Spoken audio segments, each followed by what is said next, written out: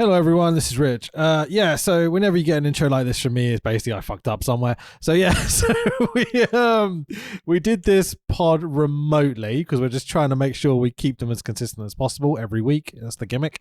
So we had a few teething issues. Really frustratingly, I was the culprit this time. My audio swapped from my microphone to my headset, which is just a pain in the butt. So it sounds like shit. I'm really sorry. We're not going to redo it. I've tidied it up as best as I can. Hopefully it's listenable. I think it's okay. I think the other guys did a really good job with their setups. It's just, me, the professional techie podcaster person that fucked it up. So there we go. Don't tell anyone. It's fine. We'll just pretend it didn't happen. As a treat, I've decided that I'm going to put an AI theme song that we made. Well, we made. That's a weird phrase, but we put some information from the pod into an AI machine, and it came out with this song. It's really good. As a former musician, I'm jealous. So there you go. I'm going to play this, then we'll go into the pod, and hopefully it's tolerable. It was kind of a shit episode of Raw, so maybe not the end of the world. We're going to be doing Bad Blood next week, which is a pay-per-view, so that'll be fun. Weirdly, I'm actually editing this pod right now, hours before we're about to record Bad Blood. It's a fucking terrible show, but anyway, the main event's good. Anyway, here's the song. Enjoy the podcast, hopefully, if the audio isn't too shit. Okay, all right, bye-bye. You know it's time. Let's start the night with tales of wrestling. Pure delight. Rich and Tax, they're talking live. Coach chimes in with a hilarious vibe. Bad wrestling's their favorite thrill, with laughs that could break the chill. Bret Hart's the man, he's the best. Sharpshooter's dream, there's no contest.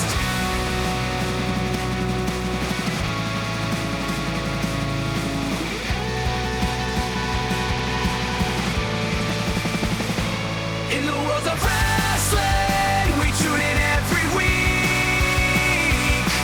Rich, Tax, and Coach, they're the squad we seek. From botch moves to legends' tales, with Bret Hart the hero who never fails.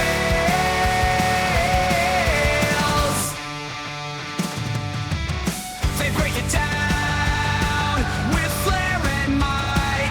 Every suplex, every fight. Analyzing matches day and night. From the indie rings to the big main stage, they'll make you laugh at every page. Bret Hart's the man, he's the best. With every classic match, he's passed the test.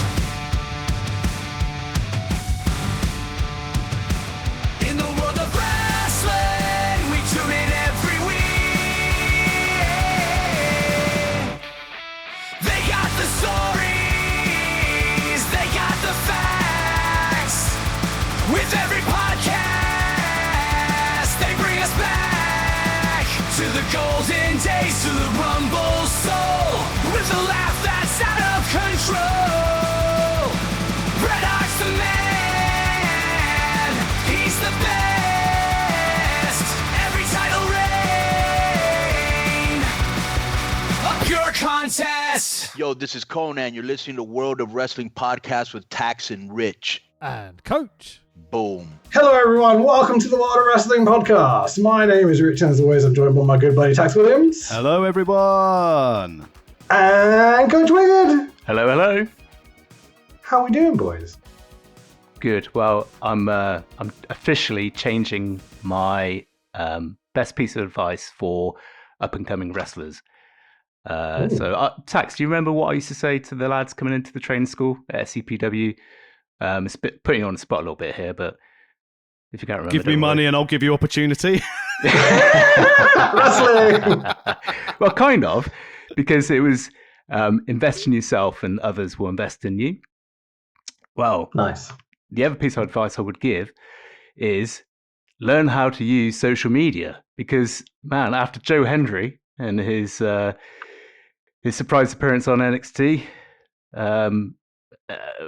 fair to say, kind of got through that with the use of social media. I mean, I don't think I've seen a Joe Hendry match in years, but I'm very aware of him because of the way he uses social media. Fucking clever stuff. Say his name and he appears. I was literally in the office today at work, and I kind of turn around, there's people marking out, and I'm like, what's happening? 4 Wrestle Talk employees gathered around one monitor watching the Joe Hendry stuff from NXT. I was like, yeah, he's absolutely super over. And how? What happened? Like, I've not kept track of this at all. And he followed my mentality for Battle Royal importance. Be the first one eliminated or win it. Okay. Yeah, so he went out first, right? Yeah. And that's got more attention. I don't know who won that Battle Royal. I have no idea, but I'm aware that he went out first. So, absolutely right. So he was in TNA. Is in TNA. And he is in TNA. They've got a TNA talent in share. NXT, yeah. Yep. And Joe Hendry just appeared in an NXT Battle Royal, is that right? Yep. Correct. Yep. So there seemingly Cool. is Nice. a NXT TNA partnership in development. And yeah, Joe Hendry came across as part of that. Nice, awesome. So was it... So like, yeah, I haven't seen any of this. So is it like you said that he used social media to like make songs, I'm assuming? He did. He got a top chart topper with his "I Believe in Joe Hendry" song that went viral on social media. I remember And of that was a course- thing, yeah. And then that's what's allowed him to go on and do this. But unsurprisingly, the NXT audience, as soon as he came out, they sang his name, they sang the song, they did the clapping. Cool. So yeah. well done, educated NXT fans. When I disappear off to Florida next year, I'm hoping to go and see NXT at the Performance Center, or whatever they tried to call it at once, the Capital Wrestling Center, wasn't it? The CWC. Yeah, I think so, yeah. Oh, what takes you to Florida, Tax? The thing with big ears. The mouse. That's Disney. Disney, of course. Yes. But I've Middle realised class I'm Disney. staying pretty Disney. close to Hogan's Beach Shop, so I'm going to enjoy going Ooh. and visiting Hogan Beach Shop. Cool. Call the cunt to his face. It'd be really funny. Say his name and he appears. Cunt. Out of nowhere. Yeah, what was I going to say? I had something. Oh, yeah. The AI song stuff Oh, during this week. brilliant. We've had a lovely time, boys. We have had a lovely time. Some of the stuff that you've produced via AI is amazing. It blows my mind how good it is. It still feels weird going, I produced it via AI. 'Cause I did very little. I know. I didn't know how to pitch that or word it because did you still produce it or there's a robot producing it? So it's just pew. It's blows the my question mind. of like, you know, if I tell you how to wrestle a match and you go there and wrestle that match, did I wrestle the match? I kind of did, but not really. The thing with the AI music's really interesting because at my work conference last week, we had an AI music machine where you could sort of put in your genre, your age, what you like, what you don't like, and it created you both a concert poster and the song. But the biggest thing leading up to it for the legal team was who owns the rights to it. So if I go and post my song on Spotify, unsurprisingly, the people who made the music own the rights to it and are entitled to all the royalties for it. I think when you upload your song to Spotify technically own it anyway, so I'm not sure it really matters in the end. Hey, I want my 0.0000001 pence per play. Yeah, it sounds about right with Spotify. Yeah, fucking A. Yeah, it's a really weird question with the whole AI thing in that. So if you're an artist and your artwork is being stolen to produce someone else's art, is it sampling? Is it fair use? Is it stealing? It's such a big question for me. And I think it's got to the point whereby it's so impossible to police that it won't matter soon. Like AI will just take whatever it wants and create anything it wants. And a lot of people won't be able to tell the difference between whether it is someone else's art or something else. And it's going to be such a rapid pace that essentially the courts might end up just endlessly filled with people with copyright claims and all these sorts of weird cases. I don't know. How do you guys feel about it? I mean, it's AAA. Yeah. Copyright doesn't exist in anymore. Mexico. No, in Mexico it fucking doesn't, that's for sure. It was Triple Mania this weekend. It's flipping brilliant. Yeah, you said, was it fun? I mean, didn't get to Triple watch it Mania is yet. always fun. It's really difficult at the moment where you don't have any real... Because obviously Vikingo had to drop the belt because injured. So it's very difficult for Conan to book this, but Conan's really leaning into the, how shall I call it, the novelty booking, especially as they're doing essentially their own Marvel thing where they've gone to AAA Origins. So they're doing their Marvel deal, so they've got AAA Origins at the moment. But did they have a Spider-Man on a... Arachno? Zip Arachno line did that not get got stuck on a zip stuck, wire, but- no, not this time. But I wouldn't say go out of your way and spend the £15 on it. But if for any reason you find an only fair copyright stream of it, then yeah, give it a watch if you want to chuckle. But you know whose music you couldn't distinguish between right and wrong back in the day? And that was Diamond Dallas Page, with his entrance music that definitely wasn't a knockoff of anything by Nirvana. Of course not. No, definitely not. That was a seamless Definitely link, so one I could... called out. It's I different. love your tenuous links. They're very good. Because I thought I'd go into what was happening in Nitro after Rich has told us what episode we're covering this week. Okay, I was trying to do nice pre-ramble, but we can do the wrestling podcast if we have to. Tax is bored of our shit, mate. We don't have Raw is War number 227 from the 23rd of September 1997. We are in Albany, New York, in the Pepsi Arena. Remember the days of things like Pepsi sponsoring stadiums and arenas rather than just like Emirates and Etihad, and that was it, you know? The Dick's Sporting Goods Arena. Yeah, fucking A. Go on, what happened to WCW then? Tell us. Well, So keen counter-programming. to do a wrestling podcast. Well, our number one on commentary, we've got Tony Schiavone, Mike Tenay, and Larry Zbyszko, and we open with an opening video package of DDP and Randy Savage renewing their feud for a main event thing coming up at Halloween Havoc in a cage match. That's Hell yeah. DDP versus Savage in a cage match in 1997. We start off with Buff Daddy against DDP.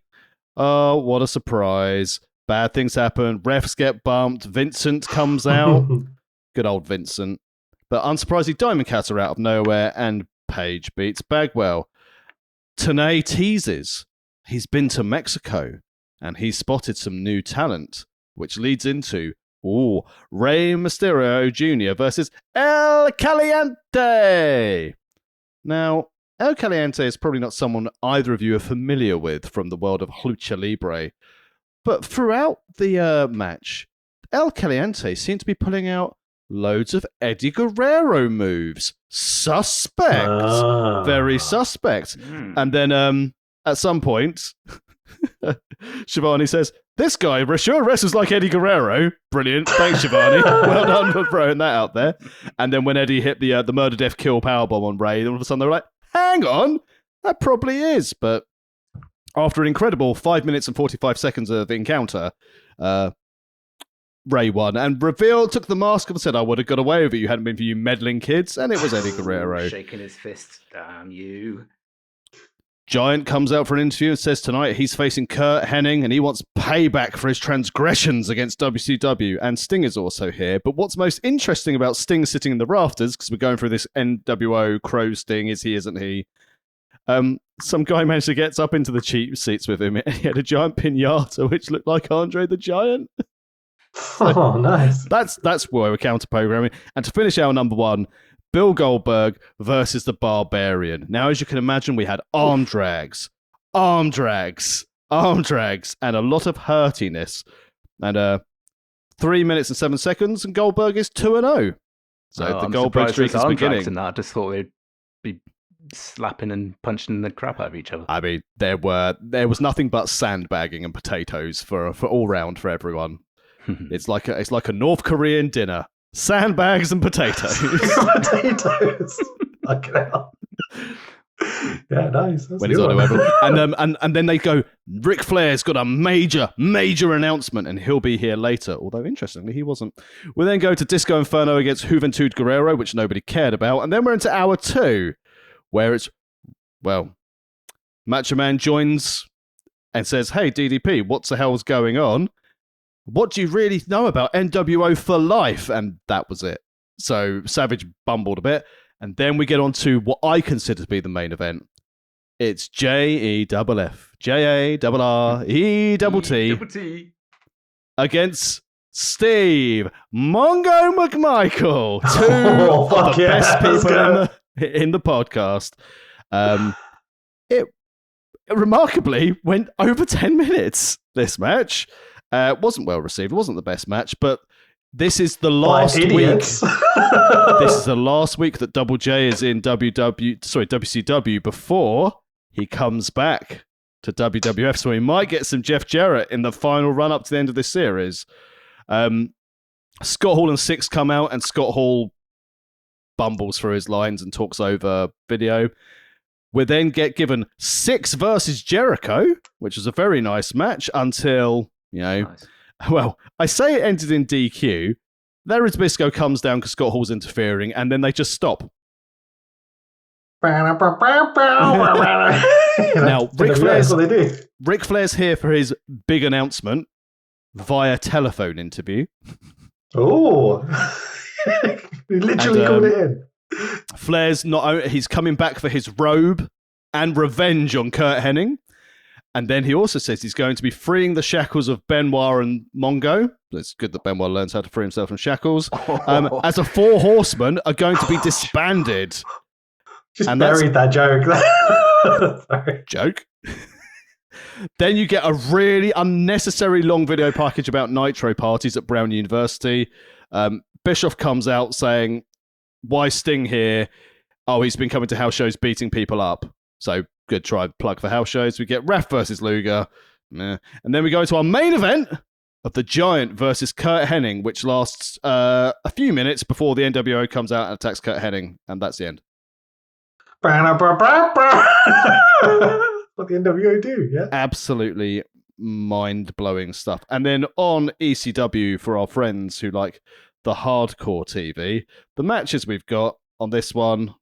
Now, interestingly, there were two different versions of this because I didn't have time to watch this, so I looked at some results on the interweb. So I'm going with the ones which I believe are more accurate. Hang on, it's given me a completely different set of results. Just make it up. Taz beats Sabu, Stevie's in WCW, so can't have him, so we can have, I don't know. Where's it gone? Here it is. Sorry. Killing a child or something. Yeah. I'd gone to a different list. I don't think Raven's on this one, chaps, I'm afraid. Sandman drank a beer. Yeah, Luco was yeah. It was Shane Douglas defending the belt against Phil LaFon. We're pretty close. Taz beat Pitbull 2 to retain the title. And hang on, what match did you guys say? I said Sandman drank a beer. And Rich, who did Sandman you say? Dreamer? No, it's Sabu versus Sandman. Ended in a no contest. Hey, no contest in ECW where there are no rules. Makes perfect sense. As many falls as in Nitro, though, over a 3-hour show. So that's what WWF are countering against. NWO running amok, Sting basically being knocking around, and Taz hurting people, and Phil LaFon main eventing ECW Hardcore TV. Yeah, speaking of not having much wrestling in your wrestling show, so last week's Raw was incredible. One of the best Raws I've ever seen. This one, a bit less so. It felt a bit subdued. What do you think, chaps? Well, we've still got the fallout of Austin, and so many. To be fair, we had so many key storylines and memories in last week's episode, in our longest running episodic podcast that we have here. I think we're now getting into the clusterfucky time of things, where it's like it's Undertaker, but it's the Hart Foundation, but it's DX, and Rick Rude is also here. So I do agree. I think my cornflake rating at the end of today's show will sum that up, but it does feel a little flat compared to what we watched the previous week. Yeah, I had the weird thing of I got to the end of the show and went, I think I had a nice time, but I'm not sure I saw anything of much worth, and I'm not quite sure what cornflake rating I'm going to give it, so I'm going to be kind of deciding as we talk about the show. I mean, anyone where you've got someone scaling the Tron as you get as you go off air is always quite fun. And I think, well, how did you do that for the live audience? Did he just go, oh, I'm back down? Take a climb up, they went all the way around. They jumped off and did a spinning double 20, 50 million spins. It would have been great. Oh, you mean a Burning Hammer 450? There you go. Yeah, sure. So we've got our opening video package voiced over by Michael Cole. Maggle. Boo. So Austin has stunned JR in the past. He has stunned Commissioner Sergeant Slaughter in the past. Can you be a commissioner and a sergeant at the same time? Yeah. You can in WWF. Fucking A. It's 97. There's no rules. It's fine. Austin has stunned Lawler in the past. Oh, sorry. I mean, Lawler has stunned a few kids in the past. That's what I'm saying. And you had issues with my shackles comment. I was in a funny mood when I watched this episode, so I'm just intrigued to see how stupid my notes are. I wasn't inebriated at all, boys. Still know what you're talking about. Last week, Austin stunned Vince McMahon in one of the greatest episodes of Raw I've ever seen. Will it continue this week? Let's find out. The show is quite evidently focused on one man to start this off. It's Ahmed all about Johnson. Stone. Oh, sorry. It's all about Stone Cold Steve Austin here tonight, boys. And rightfully so as well. Like, considering this is basically the Ahmed and Faruqi Q storyline that has happened to have a bit of Brett and Sean fluffing around for weeks and weeks and weeks. It's just the focus is like Austin, and this opening video package.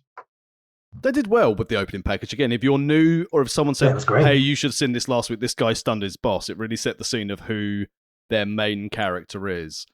And then they open the show with, again, their main dickheads. Shawn Michaels. But just go back to what you guys said a moment ago. Steve Austin cannot wrestle at the moment. And he's the most over person on the card. That is really, really clever booking. Amazing booking to keep that going the way that they did. There's a really interesting line in this opening video package, which is the evidence speaks for itself. Stone Cold Steve Austin has sealed his own fate. There is no plea bargain. Tonight, Steve Austin will face Vince McMahon and hear the verdict. It's like a telenovela, like a soap opera intro, rather than he's going to get in the ring and beat down this person or whatever it may be. It's nothing to do with actual physical interaction. It's like a court drama or something. It's a great way to set up Austin to be able to be on TV, to continue being a part of the story, but not have to wrestle at all. I was thinking about this earlier. Can you guys think of a previous example of how they managed to keep a wrestler in the limelight and keep them over as effectively as this before Stone Cold Steve Austin? Not as effective as it. But if you think what they're doing with Punk at the moment, with the Drew McIntyre feud, where essentially for 6 months, Punk hasn't been able to wrestle, but that feud with him and Drew is still going. It's burning along nicely with how they're doing it. But other than Austin, no. I don't think they have. I think this is probably sets the precedent for this style of booking to keep people over whilst they're inactive. Yeah. And you're right, Stu, with the CM Punk Drew McIntyre angle. That's probably the most over angle at the moment. Maybe there's lots of other stuff going on at the moment. It's quite interesting WWE at the moment, but that is super over still, and Punk is barely on TV. Especially come off the back of the stuff with Scotland and everything. And I've got to say, as part of the storyline, Drew quitting this week and everything was outstanding. I'm sure it's kayfabe, it's not legit or whatever. Do we think he's going to turn up in TNA? What with the links that they now have? I think AJ will turn up in TNA. I think the reason why Drew quit and left is so he wasn't a victim of the Wyatt Six. Okay. Makes sense. Because I think they've been very careful with who they've had in and out, who wasn't available, who wasn't in the show, who left early. They've been very, very deliberate about who was there and who wasn't there. So, they can kill Carmelo Hayes. They could literally kill Chad Gable because he finished his story. R.I.P. I love that bit. Like, you messaged me going, and Triple H. I was like, wait, what? Triple H was dead as well? I missed that bit completely. I went back through and I haven't managed to relocate Triple H. I thought I saw him and I thought, I was wishful thinking it was him and Bruce Pritchard. But the guy who looks like he's got like the bullet through his head and splattered all over the wall. I was like, this is brilliant. We don't need wrestling and wrestling. We need this. This is perfect. I wonder though, there's no way how they can continue it. I just think that what would have been really nice if this was just it. They've turned up, that's it. Never again. And they've killed a few people, and just they've do the same left. thing again in 6 months. Just have them do the exact same video package with a few different people dead on the floor. Just turning up, killing people every 6 months. Yeah, that's great, man. Yeah, they've taken Eric Redbeard with like Braun or something, just to see if anyone notices. But this is where they've got it from TNA, because James Storm killed Mickey James by pushing her in front of a train. Mm. Did he? Eric Okay, Young times. got murdered Yeah. and then got brought back from the dead. There was like a year or two where teenagers went full crazy dramatic storylines, like who done it, like JR, who shot JR, or whatever it may be, Okay. and this type of thing. It's I really, missed all really that. fun. Okay.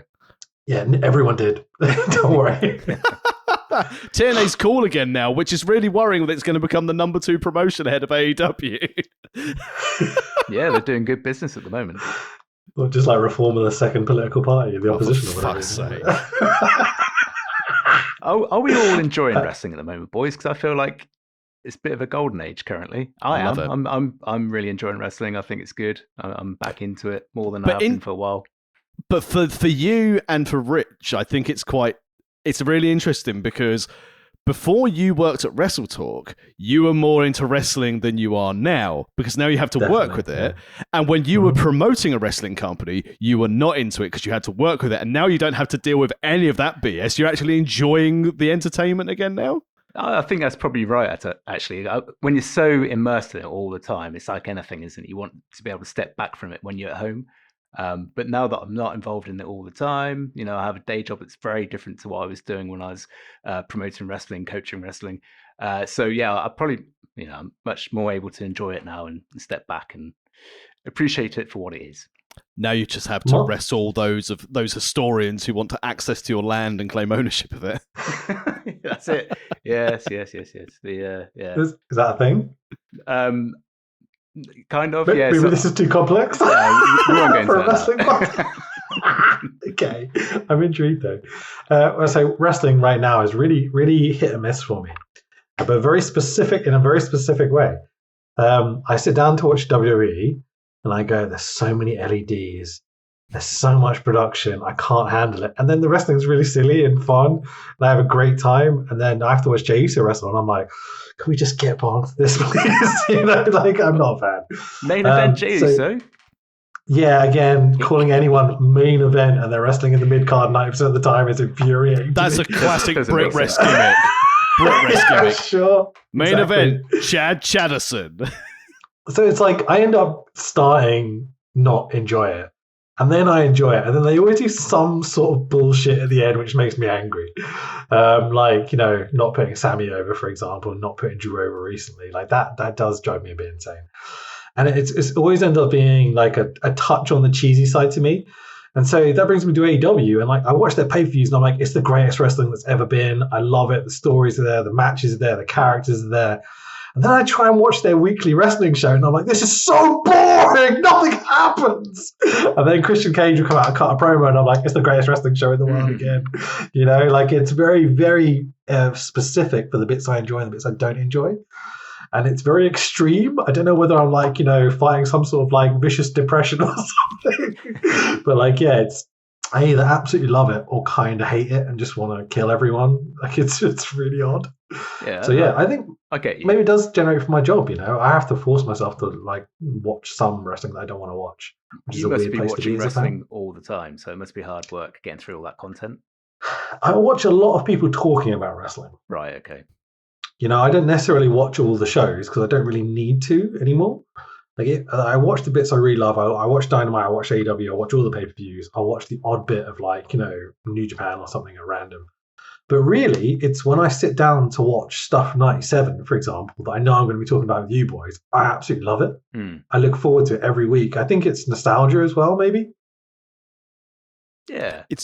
But I'm not going nostalgia has to a lot come be back said to for it, this but- time period, am I? Well, I don't think any of us are going to come back to this time period to go, maybe the Bloodline. Okay, maybe the Bloodline, you might come back and look at that over a 2-year run. But there's not moments in current time where you'd sit there and go, I'm definitely going to think I will want to come back and watch this. Yeah, I wonder whether there's like, 15-year-olds, 14-year-olds out there right now that are watching this that would come back in 20 years' time and go, it was the greatest wrestling's ever been, like we do with 97 sometimes. I remember one of my first days at SCPW and I was talking to Voltage and it's like, I got into wrestling when the Shield got together and I was like, oh, for fuck's sake, Oh. Voltage, how old are you? Oh, it made me feel so I had a old. conversation at work about pogs today with like a 20-something-year-old. He was like, "What's a pog?" And I was like, "Just don't worry, just leave it alone." What's it? Life is Sacrilege. passing us by. So the warehouse explodes. Ahmed kicks a bin. Cosplay Sean does a wrestle. Too much time and not enough scotch. Well, her got my dong in your eye. That gimmick is slightly dying on me. I'm going to be honest. I'm going to keep it going until we finish this series. Keep it going. Keep it going. It's over with me, brother. You just broke up for me. Say that again. It's over with me. Oh, thanks, mate. Appreciate that. There's tons of pyro. The camera this week is balls deep in the front row. Like they're smashing into people in the front row, going through the signs and stuff. And the crowd's pretty lively, but not Madison Square Garden lively, I would say. This is the come down again from last week. You had all the hot angles. You had it in MSG, and now we're coming from. We're still in New York. Yeah, but we're also not having. They just don't seem into it. In comparison to MSG. Albany is. Yeah, the Pepsi Center in Albany is not quite Madison Square Garden in New York City, you know. Yeah. Weirdly, for the first time, JR welcomes us to the show, not Vince. But then after he's done it, Vince's voice over the PA goes, "Ladies and gentlemen, will you please welcome Shawn Michaels?" I'm like, aren't you meant to be selling the stunner from last week? This is my thought. Nah. I thought there'd be some sort of sell, but there's nothing, was there? Was it Yeah. a neck brace or anything? No. Vince is in the ring announcing Shawn Michaels, and Shawn comes out with Triple H, China, Rick Rude in tail, EU champion Shawn, I should say, and then just does an interview with Vince in the ring like nothing happened last week. Like, hang on, boys, we had like one of the greatest moments of wrestling history last week. What are you doing? There's no. You'd think they'd refer back to that in the first few moments. I know they had the package at the start of Steve Austin, but yeah, at least sell the stunner, Vince. Come on. They Triple H did mention it in the promo about, you know, should be back, and Rick Rude about the insurance policy. Like, you need to protect your roll of quarter neck that, you know, following what happened with Austin last week. So they do DX mention it, but you know, Vince is the boss. Sure. He doesn't need to wear a. I mean, he blew up his own limo and turned up the next week and go, "Oh, I was supposed to die, but now awkward." You know, over the previous year and a half we've been doing now, from WrestleMania 12, I guess it would be. Yeah. Vince is very much, we start to realize he's the owner of the company, not just the commentator. I'm talking from like, you know, just a casual viewer's perspective rather than like, you know, us smarky marks or whatever. They start to make it very clear that Vince is, you know, the owner of the company. You have Brett shout him down at commentary and all this sort of stuff. But Vince always comes across as like submissive, like, how to put it? Like a man off the street rather than a professional combative wrestler. Like he's in control of these people. He always seems a bit scared of Brett and all that sort of stuff. This is the first episode where Vince felt combative. Like he's like confronting people. He's standing up to them, that type of thing. There's definitely a change in Vince happening here. Yeah, you're right. 'Cause he would always put the wrestlers over, wouldn't he, by acting submissive? But there is a little bit of, because was it Shawn Michaels in this promo? He's flicking Vince's ears or something. And Vince looked really annoyed, like genuinely annoyed. I thought he was actually properly pissed off in that situation. Yeah, they start by doing the little bunny ears to Vince as he's trying to introduce them and such. And then he's literally flicking his ears. So, as you said, Rude does his promo. He offers Vince a protection plan and calls Vince cheap, saying, "You can pay me now or you will pay later." Great that line. line has a lot more evidence than the initial story here because he jumps to WCW because Vince doesn't pay him, you know? Oh, shoot, brother. You know, it's crazy. Then Vince goes to Shawn. Just how, or should I say, how in the hell are you going to get out of the cell in the hell? Shawn Michaels, like, Vince, you bet this what happened. Yeah, it's all over the place. Good old selling a hell. Yeah, the cell in the hell. Shawn Michaels, how are you going to get out of the cell in the hell? Hell in the cell. Oh, it's fucking great. There's going to be a roof on it, Shawn Michaels. There's going to be a roof on it. Yeah. DX here are not actually DX. We haven't had that announcement yet. No, not officially. But it is the collective in the ring with Vince. And they are absolutely brilliant dickheads. Yeah. But they come across like the biggest cunts in the world. Even Triple H like peering back into the camera, coming out shot going, It's like, yeah. Well done, Yeah, Triple H. as Sean's like flicking Vince's ears, Triple H goes, what was it? WWE spread its legs like the cheap whore it is and let in a bunch of shitty wrestlers. And I'm like, marketing, good job.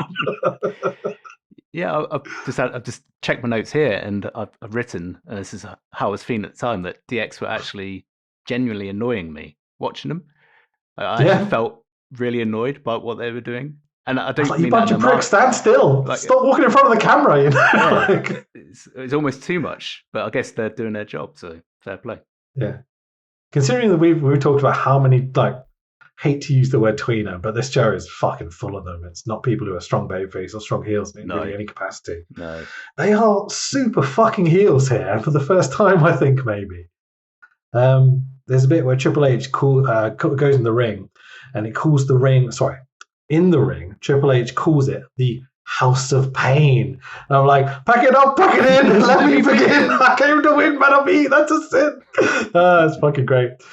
Sarge makes his way down to join this gaggle in the ring and proceeds to spit all over everyone while addressing DX. Triple H wiping down Sean's face, you know? Holding the belt up as a shield. Yeah. Like a little spit guard, like going hiding behind. It's fucking hilarious. Oh. What does he say? He says Triple H will face The Undertaker tonight, player. And Triple H sold that like an absolute champ. Yeah, I love Triple H so much, especially in '97. He's absolutely incredible. He's think about what he did last week with Foley, like selling the Cactus Jack return, and now selling the fact he's going to be wrestling the Undertaker like he's going to fucking die. Yeah, he's absolutely boss. He is very good. So this is where it takes a bit of a turn. We get the guitar squeal and the Hart Foundation come up to the ramp. And Brett introduces them by going, "Hey, boy toys!" Like he's pluralized it because there's more of them now.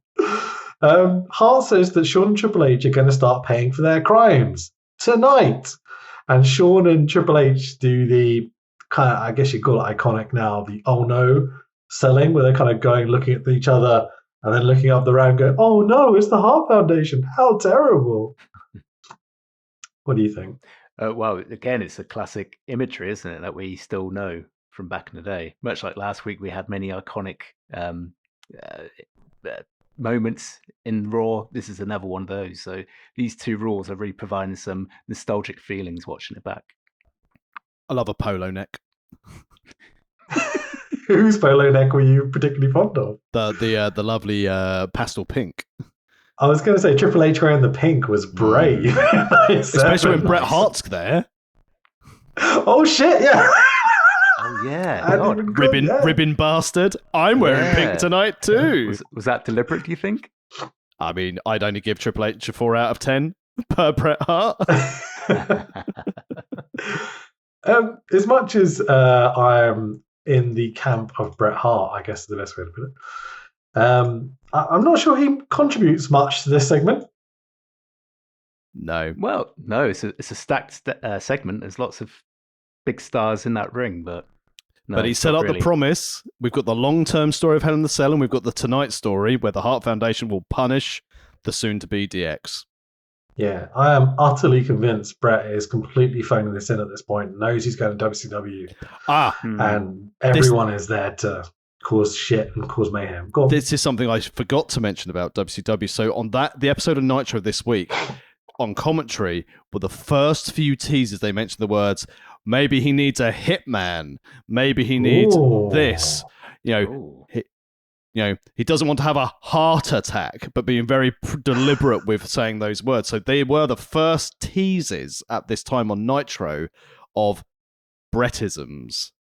Wow. Okay. This guy's a real sharp shooter was another one that came up when they had well spotted, Tax. During the Bagwell DDP match. At this point. Yeah. Yeah, it does feel like it when you're watching Raw as well, because Bret comes out, goes, "What's up, boy toys?" And then they kind of do a generic, "I'm going to hurt you later tonight. See you later." And then they fuck off out the curtain or whatnot. Do we know if this point there was rumors in on dirt sheets and things like that Bret might be going, or was this completely just not talked about at this point? I think there would be sort of Meltzerisms at the time on the Wrestling Observer would have been sort of touting things at the moment, and not Triple H, Vince getting Brett having negotiations to get out that expensive 10-year deal where Vince said to Brett, I can't afford to pay you, go make money, I'll let you leave your contract for free if you can get more money. Because Brett's first offer is a year ago, isn't it? It's after WrestleMania 12 that when he starts to consider it. Yeah. That's what the documentaries that Vince made told us, at least. So whether that's true or not, I don't really know. But I trust him. My wife just walked in the background of my video. Hello. Anyway, so before we cut to ads, Bulldog is going to wrestle Big Van Vader tonight. Oh, it sounds like a recipe for fucking disaster in '97. Doesn't it just? But that gets me excited, this match. Yeah. Absolutely. Two big lads. But also, we get shown a feed from a security camera on the doors to the building as JR tells us we are awaiting the arrival of Stone Cold Steve Austin. I love this security cam type cut. I don't think I've seen this before in wrestling until '97. I think this is just a lovely way to hype up the arrival of Stone Cold and what's going to happen when he gets here. Were they doing GTV at this time? I don't think so. We've not seen it. That's 98, 99. It's a year or so after this. Yeah, it's bizarre that wasn't. This is the beginning, they announced that he had arrived at the building, but they didn't actually show it until later. No, that's later in the show. Yeah. No, I know, but didn't they actually missed the camera work, but they added it in later, I think. Oh, I don't know. Yeah, because I saw it. Oh, Steve! I wrote no because I was a little bit annoyed because I was like, Steve Austin's here. He's here in the building. Oh, I see what you're saying. Yeah, you're right. Yeah, you are. And they didn't actually show him coming into the building until later, which I didn't realize at the time. So I think in my notes I was like, how dare they put this camera angle into their show and not actually show him coming through the door? But they did later. It's actually worse than that. It's worse than that. They did it as they cut to an advert break. They went, "Oh yeah, Stone Cold Steve Austin's here," and then they cut to an ad break. Like, no, guys, that's not how to do it. Yeah, again, it's definitely more subdued than last week. Like, kind of less planned out. Less. Yeah. It's not as tight, is it? No. It feels like they're making up a bit as they're going along on this episode compared to last week, and I think it's because they probably are, because it's probably dealing with the endless politic bullshit backstage. But speaking of tight, here comes Sable. It's probably early for the segue, but it had to be put in. Hold on, we've got to do the Survivor Series. Oh, I almost got it. Survivor Series Super Summer Sweepstakes. Survivor Series Super Summer Sweepstakes. Was it summer or was it supper? Supper, isn't it? Okay. Survivor Series Supper. It's the Survivor Series Super Supper Sweepstake. Oh, fucking who cares? Back from the ads. Vince is on commentary. Shouldn't he be selling his shit from last week? Who cares? We get a 5 minutes recap of One Night Only. 5 minutes, boys. Buy it on home video. This is not quickly show the fucking videos, like show the couple of images like they always do. This is a 5-minute recap highlighting Sean hurting Bulldog post-match and how DX are massive dickheads. And then they cut back to commentary, and there's a sign behind the commentators that says Dyslexia 613, and it made me laugh. I don't know, it's just really clever for that time period. It's not just like Sean is gay or whatever. It's like they actually thought about it and put a joke on a point. Oh, it was fucking funny. We're 19 minutes into the show. Here's the opening match of Big Van Vader versus the British Bulldog. They did mention the Bulldog did fall off that raised stage to get all the extra fans in. Yeah, nice to be sold a little bit. I mean, neither of them wanted to sell, do they? So they go on about how Bulldog hasn't got his knee brace because Sean fucked it up in England or whatever. And it's custom made. It takes at least 9 days to make. They couldn't find him like any other knee brace in the world. You can get one down the chemist, can't you? That's what I was thinking. Bulldog's banned from the chemist, though. Think about how many wrestlers and physios. Sorry, that was really funny. You've had enough, Bulldog. I'm going to have to cut you off, I'm afraid. Yeah. No more cowpole for you, son. Oh, the good stuff, eh? Yeah, just like sieving it out, getting the good bits, you know. So Bulldog comes out to the ring, blah, blah, blah. And then, so Bulldog's a heel, right? Vader last time I checked, was also a heel. Is a heel as well. But comes out going, oh, come on, everyone, doing the big V's, bigging up the crowd. I'm like, aren't you meant to be a heel? What's happening? Who the hell's heel and face around here? That's what I want to know. I have no Someone's going to need to check the Big Show versus Vader number of heel face turns in WWF. In the last year and a half, he starts babyface, then goes heel, then has the tag match with Mick, and then is basically heel and now has swapped face. So that's 2-3 turns in this storyline. Love a double turn. Yeah, it's all planned out. It's ridiculous, you know. Did you hear JR comment how Vader was jet lagged? Anyone pick up on that? Yeah. Apparently wrestled Ken Shamrock in Tokyo last night. That's right, yeah. So he'd been in Tokyo wrestling Ken Shamrock, so no wonder he's feeling a bit ropey. Yeah. Did you get why or how was WWF just in Japan putting on a show? It was a different promotion, so it's promotion FMW. I'm not sure what that stands for. I don't know if you guys know, but a Japanese promotion out there. It's just a one-off FMW. thing. FMW, yeah. Yeah. That's it's Frontier just a one-off Martial Arts deal. Wrestling, yeah. That's right, yeah. Vader Shamrock in I think it was a cage match of all things. Sure. So Lawler goes, if Vader gets any bigger, he's going to have to start wearing license plates. It's funny. No, Bob. Good stuff. Well, this again was the time where Vince was sending people off to Fat Camp. Yeah. And Vader and Yoko both went off to Fat Camp together, and Vader kept on going out going, guess what I got from the shop? Burgers. Yeah, they used to sneak out and get KFC together while at Fat Camp, and they never lost weight and such. Yeah, it's a great story. I love that one. The security guard saves a kid's life by telling the kid to move out of the way of Vader being dropped across the guardrail. Do you see this bit? Oh, yeah. Yeah, superstar. What a guy. What a guy. Lawler goes, I can't believe Bulldog's injured leg could handle holding all that weight as Bulldog's lifting Vader. And I'm like, yeah, we see it too, Jerry. He's not selling. We realise. Thank you very much. You're not really meant to call out on commentary if you're a commentary commentator for the actual promotion, right? I did sell it. No. We get some Stridex ads. I'm still not entirely sure what it is. I think it's like a spot cream or something. Well, how do you guys, what's your facial care regime? Because apparently it's as effective on a pimple as a stone cold stunner. So there we go. That's the alternative. You either stun your spots or you use Stridex. Nice. Like it. Excuse me. Do you remember all the spots Bulldog did to Vader in the first half of this match? Well, Vader now does them to Billy because 50-50 booking, innit? Vader bomb, but the Hart Foundation runs out to cause the DQ because no one's taking a pinfall on this show, I guess. Hell no.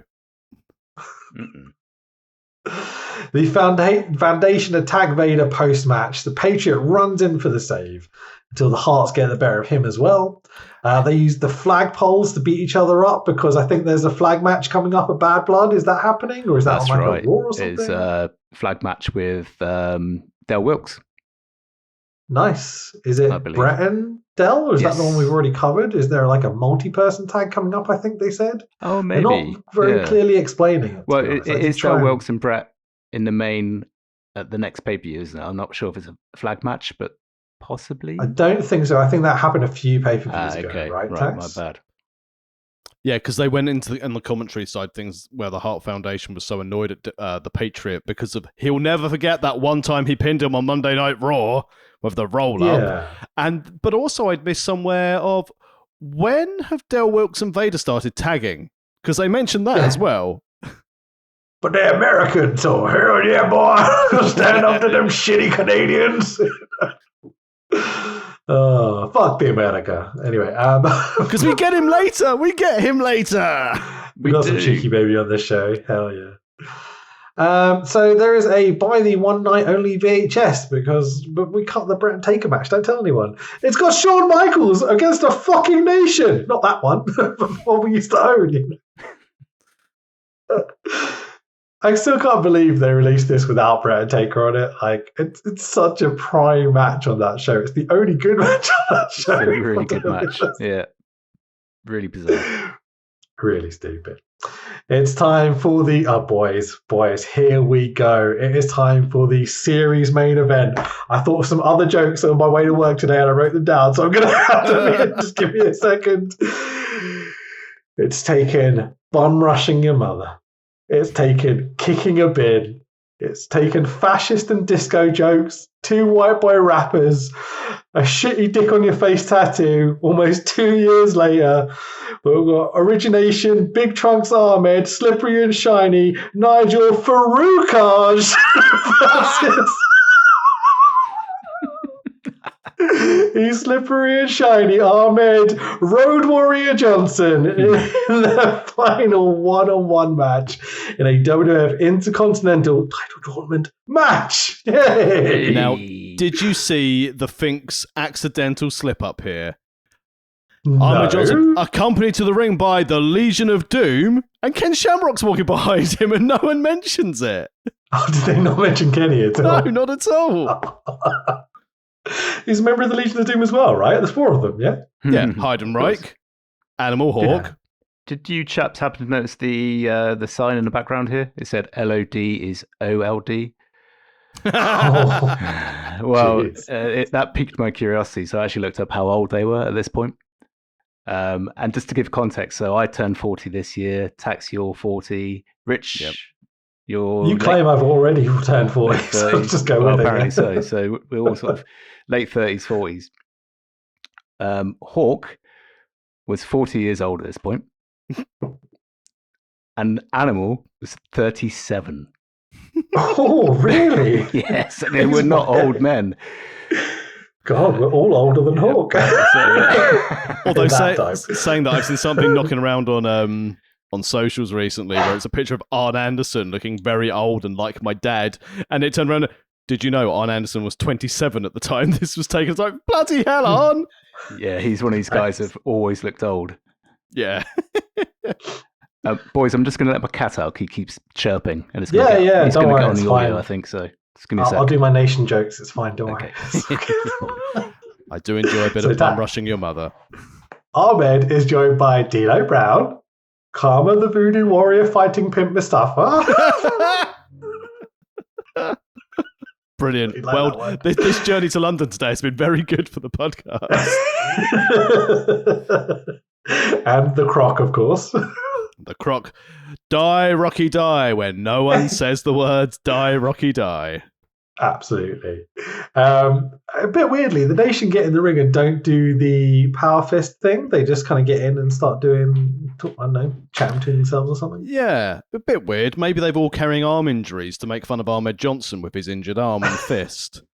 Because, Yeah, maybe. yeah, it was the first time I don't recall the Nation ever doing the salute. Yeah, they all get in the ring and they don't stand in the line and do the thing. It's kind of weird. They're just there. I was hoping this is going to be the match where Farouk kicks the shit out of Ahmed because Ahmed injured him previously. It's not, unfortunately. No, and it's again another schmoz, but hey, it's good to see that Ahmed's selling that injured hand arm area by using Mate, it at every opportunity. He scraped his hand last week, and he has all the bandages in the world on his hand this week. It's ridiculous. Got a It scratch, looks so brother. stupid. It looks like he's about to go spar boxing, but just with one hand, like Bar. You know? Oh, it's fucking Fantastic ridiculous. R-bar reference. Excellent. Excellent. So, I'm going to try this one. Furry Formuk? Jeez. It's like, how many right-wing puns can I get into Farouk? I don't think it's working anymore. Basically, Farouk is doing Great Khali's moveset, but to Ahmed Johnson's injured hand throughout this match. It's really strange. Reopen that little chops. graze. Yeah. This match is so not what I expected. I expected them to get in the ring, Ahmed to get the absolute shit kicked out of him, but Farouk's kind of giving him quite a lot. It's kind of weird. He's very giving. And on the outside, we've got D'Lo Browanda. Visit Brewand. Yeah. Okay, that's where we're all moving to, right? When the toys kick us out. Yeah. When Farouk kicks us out, I mean, sorry. Ahmed loses his mind and attacks Farouk with the steel steps. Ahmed slaps the ref, instant disqualification. In this title tournament match, the Intercontinental title tournament match, sorry, the winner is Farouk because I guess Ahmed's an idiot. I don't know. Yeah, but he was so angry. It's not about belts anymore. It's about the streets. And I will show you what it is to be a street tug. And I was like, street tug? That sounds very Street promiscuous and very open. Fucking A. You ever had a street George- tug, boys? George Michael got in a lot of trouble for one of them. That's what most of my time doing street tugs. That's sometimes why I like to get aboard the tugboat. Hey. The baby faces chase off the nation.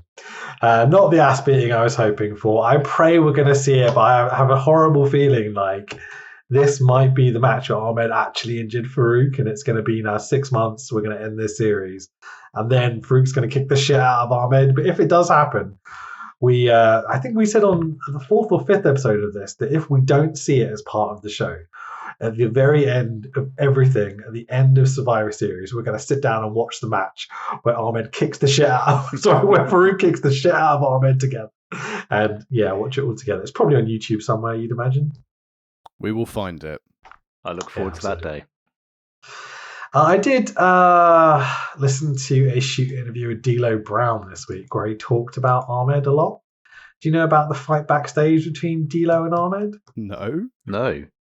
So I'm paraphrasing, so excuse me if I get any of the details wrong. But pretty much Ahmed is backstage in the locker room with The Rock. The Rock is a young boy at this point, and Ahmed is basically berating The Rock. And because... Ahmed stole the Michinoku driver from Taka and just did it in a match randomly. We actually watched that match on an episode of Raw and commented on it. And he's like, why the fuck is he doing a Michinoku driver? And apparently the Rock... Because it's always Brown, 3. Michinoku driver is always 3. It wasn't on that Clash of the Castle show. There was fucking Michinoku driver in every single one of those matches and everyone kicked out, the bastards. Anyway, so yeah, they're berating him, saying you can't do Taka's move. It's like Japanese wrestling legend family and all this sort of stuff. And D'Lo Brown does a brilliant Ahmed Johnson impression as well. It's well worth a listen. Basically Ahmed went, yeah, what are you going to do about it to D'Lo? And D'Lo went, I'm going to fuck you up if you do that again. And proceeded to fuck him up. So there we go. Did he really? Oh. Yeah. D'Lo Brown apparently D'Lo Brown. literally had like Ahmed on the floor, like in a double Nelson or whatever, and just went, do you feel proud of yourself now? Oh, lovely. Yeah. Well done, D'Lo Brown. Yeah, it's good stuff. I like this feud. It's really fun. And it's been going on as long as Sean and Brett. I Long-term think it's probably storytelling. been told better than Sean and Brett, to be honest. Most consistent story. Yes. Yeah. But what Most lasted right-wing longer? Jokes. The promo videos to debut Glacier or Farouk and Ahmed? I think it's Farouk and Ahmed just about. Like Just, it's close. yeah. So there's an ad for Taker and Sean Hell in a Cell Bad Blood. It's really, really good. They show it twice on this show. It's brilliant, isn't it? And it's yeah. removed from their normal sort of rock music backing track. The music is a lot more, I don't know, almost like a choral music with sort of chanting monks in the background. And it's very fitting for the show coming up. Very different for this time of wrestling. I would love to know who was editing these at this time, because they don't really advertise that at all, obviously, because they just don't really get much credit. But yeah, whoever it is doing the production on those video packages is fucking knocking it out of the park. And you'd imagine it's the same person that goes through to do the WrestleMania 14 stuff, and they're in probably through to like WrestleMania 17 and such, where you've got all those amazing main event video packages and such. Like I bet it's the same person, because stylistically they're always there. The name is on the tip of my tongue, but Oh, it's something like a Shapiro or something like that. Well, Ben Shapiro once is you that- think, I do Ben have a little fun Shapiro. fact for you. The Say again, sorry. I do have a little fun fact whilst you think about that, Tax. So Ben away. Shapiro is the idiot right-wing Oh. commentator guy, by the way. so the W.E. Shapiro. Mark Shapiro, Mark Shapiro. American TV media executive. Yeah, okay. If it was him, then well done, boy. That was good. Sorry, go on, Coach. so the piece of music in that video package was called Lost Soul, and it was by a band called Bliss. And they actually used this piece of music again 10 years later for Undertaker's return at WWE Unforgiven 2007. Nice, very cool. A nice little throwback there. Awesome. So basically, what we're all here for has returned finally this week, boys. It's the laser tag battle zone time with barbed wire star Agent Sable. Sable. And who's she battling this week, Rich? So last week we were told the battle would continue. Last week she's battling the Fink. We get Classy Freddy Blassie. It's difficult to say, not an American accent. Classy Freddy As the Blassie. Classy Freddy Blassie as the game's master head. And they tease us. They go, this Agent Sable will return next week. And we prophesized and we were like, who's it going to be? Is it going to be, Tim White? Is it going to be whoever we said? It turns out to be the fucking Headbangers for some fucking reason. Thrasher and Mosh getting involved in the action. Do you want to go over this? Go for it. I'm struggling to describe it. It was so weird. It's just so bizarre, isn't it? So much fun. But it's Sable and the Headbangers in a laser tag war. And it was Sable's secret mission. No. Thrasher's got a gun. Thrasher's got a gun.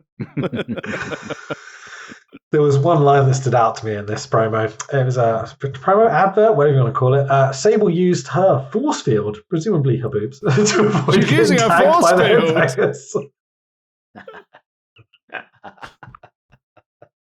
Headbangers. Smart, to be fair.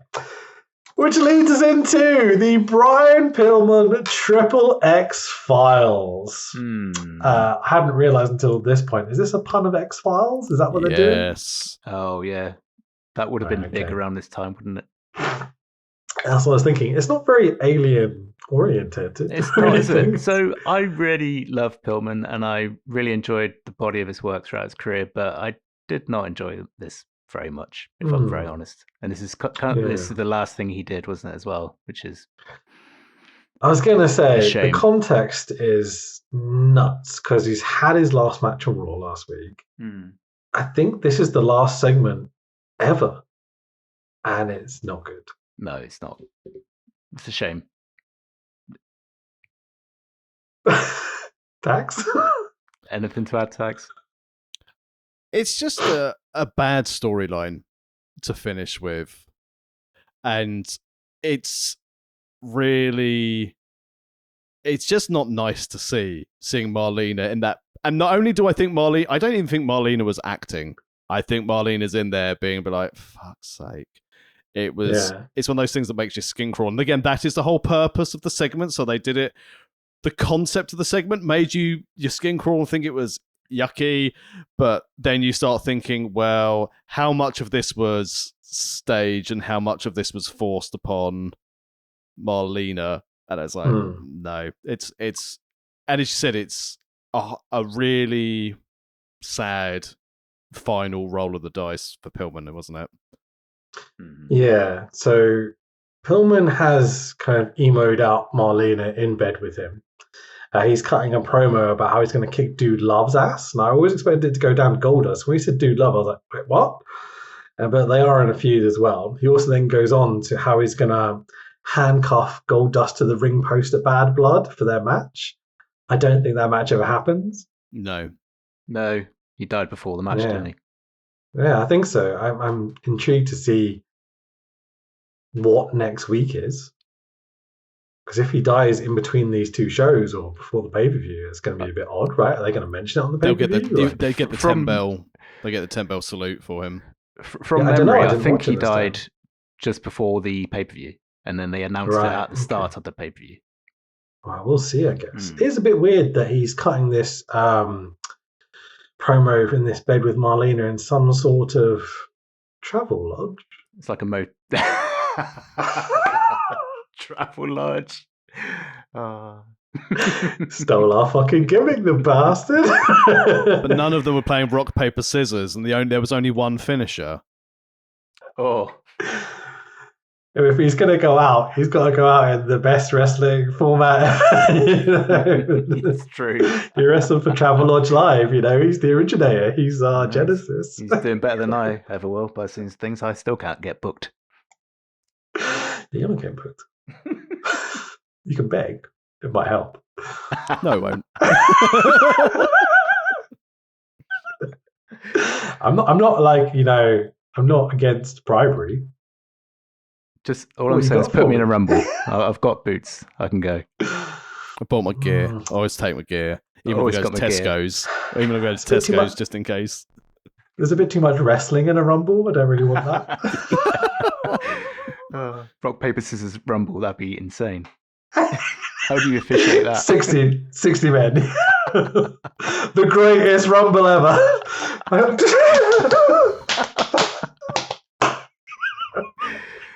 60 people all crammed in the ring. No, I'm going to you. No, stop me. I'll get kick, punch, rock, paper, scissors in the corner. That's what it is. Brilliant. I'll get ChatGPT to book out the match for us. Oh, that's fucking great. Yeah, sure. All right. I guess we'll talk about Pillman more next week. Yeah. Maybe we just move on today. Yeah, sure. All right. The dude heads to the ring. Dude Love is on commentary this evening. Really looking forward to it. He was pleasantly silly, I would suggest. Not joined by Mankind or Cactus Jack this evening, unfortunately. Imagine if he'd been swapping gimmicks on commentary. Just going underneath the desk, getting the mask but no visuals. You just have to do it via his voice, and that's it. They sound kind of similar. That would be so good. Yeah, sure. It did make me go back to the time. There is a difference. It made me go back to the time where Foley was doing colour commentary on SmackDown with JR, and that was actually quite a nice partnership back in the old SmackDown days. I don't really remember that. No? I vaguely remember. Yeah, it was pretty good. He did okay. Cool. Wasn't it just one of these weird things where he did it for a while and then Vince got fed up with him doing it and took him off for some reason? Yeah, I think Foley called him out for always shouting in his ear rather than being actually allowed to call the action, and then Foley was like, nah, maybe I'm done. I remember him talking about that afterwards. And Vince was like, how yes, terrible it was. you are done. You're fired. No, I just quit. Nope, you're fired. No, I just quit. No, I definitely fired you first. Battle of the egos. Yeah. So Foley is on commentary for the Sultan with the Iron Sheik versus Goldust. Chubby Darby Allin in a golden bin bag this evening. He's looking absolutely delightful. The Sultan looks like he'd fit right into an OWE tag team. With like Wolfgang and yeah, sure. He's got that gimmick, He's a bit Mongolian. Is he not? Good to see the Great Khan in the G1. Give him the belt. Oh, is he? Awesome, and so's Take a Shit as well. Nice. I haven't really looked up the G1 stuff. I know who was really badly injured that said that. Moxie's young boy. What's his name? Shota Umino. Yeah, Shota, broke his back or something crazy. Yeah. But is now going to be returning for the G1. I'm like, oh, okay, fucking awesome. I might actually try and watch some this year because New Japan's been quite fun recently. Wrestling-wise in New Japan's been very good. Storyline is, oh, look, we've got Naito going for the big belt against Moxley. And then that's why Naito's conveniently not in the G1. That makes sense. He probably needs to heal. That boy is injured as fuck. And now they don't have Okada. They haven't got Shinsuke. They haven't really got Tanahashi anymore.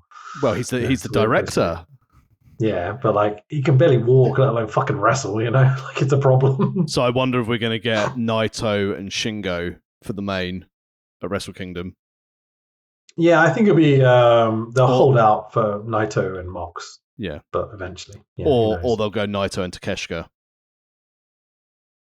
Oh, I would love that. But I think he's a DDT boy, not a Kings Road guy or a Strong Style boy. I think that might be a problem. Yeah. Anyway, back to 1997. I want to talk about Takeshita now. He's one of my favorite wrestlers. I love him very much, and he's in the same company as Okada. And they're not wrestling yet. Come on, do it. Anyway. I can't wait till AEW do a DDT style show where I will get to see Takeshita and Moxley go down like a water flume in a water park. That's what I want. Yeah. Fucking hell, that'd be beautiful. There's a really weird moment here where I think Mick Foley makes a match on commentary, and I'm like, can he do that, Joey? He makes a no DQ match between Pillman and Goldust at Bad Blood. I'm like, Foley? Did he? You can't do that.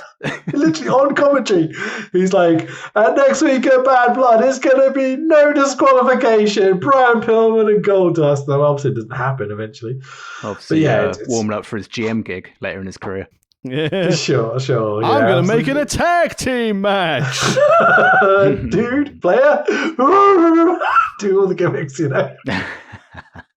My Mankind impression. It's like a teenager, you know.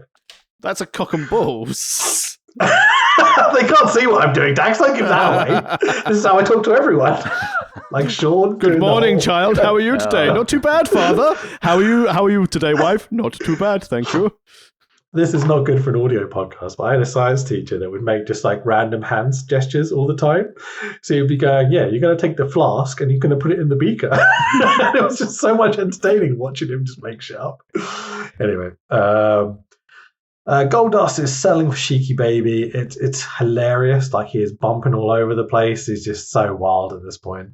Yeah, and Sheik throws him into the steps, and I think the referee's looking directly at them as it happens as well. Is there no DQ or reaction to it? Just lets him crack on because he's Sheiky Baby. I said I was a bit inebriated while I watched this show. Yeah.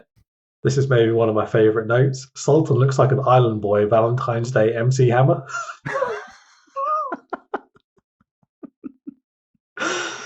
Can't touch this. Yeah, this is when I went to get a snack. Do you want to talk about it? I wasn't really paying attention. So this is where Vince McMahon announces that Stone Cold Steve Austin has arrived in the building, which is what I was referring to earlier. There was no actual footage. I think at this point they should have shot to the camera that they had set up. A real missed opportunity to cut away from the match and make a real moment of this. The other note I made here was, I don't know if you guys noticed this, probably not if you're inebriated, Rich. Goldust is wearing his wedding ring, which I think is probably kind of referring back to the gimmick with his wife and Pillman, Marlena, and now, fine, I get that, but what is the first rule before you start wrestling training, Tax? Give the promoter money. Cost fame, right? So give the promoter money first, but then take all your jewelry off after. Take all your jewelry off, and don't let people see your Lonsdale pants under your gear. Which reminds me of, Lewis Hamilton did that thing where he was told to take off all his jewelry and then did a press conference wearing every piece of jewelry. Yes, yeah, brilliant. It's fucking hilarious. Which brings me to, you sent us a message, Coach, right before we started this pod. Your cat sitting in your chair, and your cat's name is Lando? My cat's name is Lando, indeed. After which one is the question? Well, both.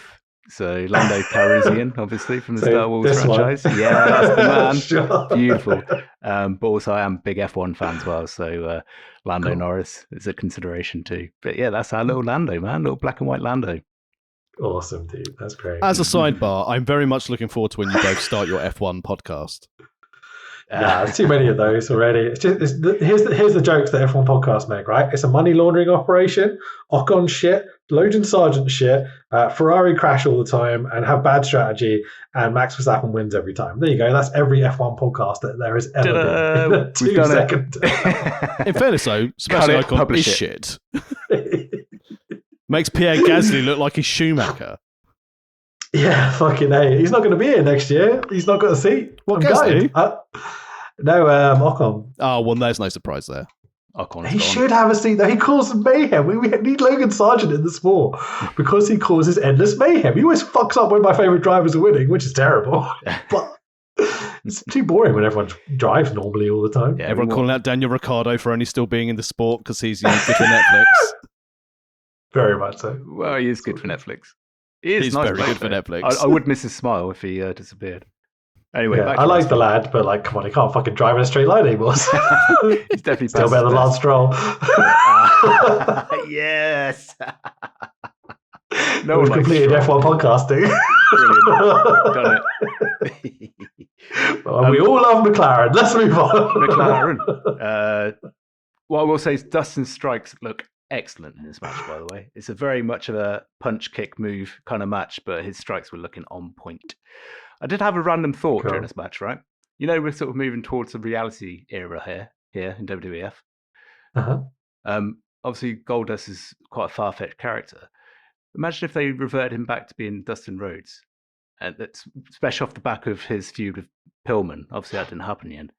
But I'd love to see Dustin Rhodes turn up in this, and he could be like the proper denim-wearing sort of cowboy kind of guy, just come around kicking ass. I think it'd be really good at this point. I wonder whether he's capable of pulling it off because he's so deep into the Goldust character now. Well, I mean, to be fair, the Goldust character is. You can't say either. I can't say either. I've not even had Goldust.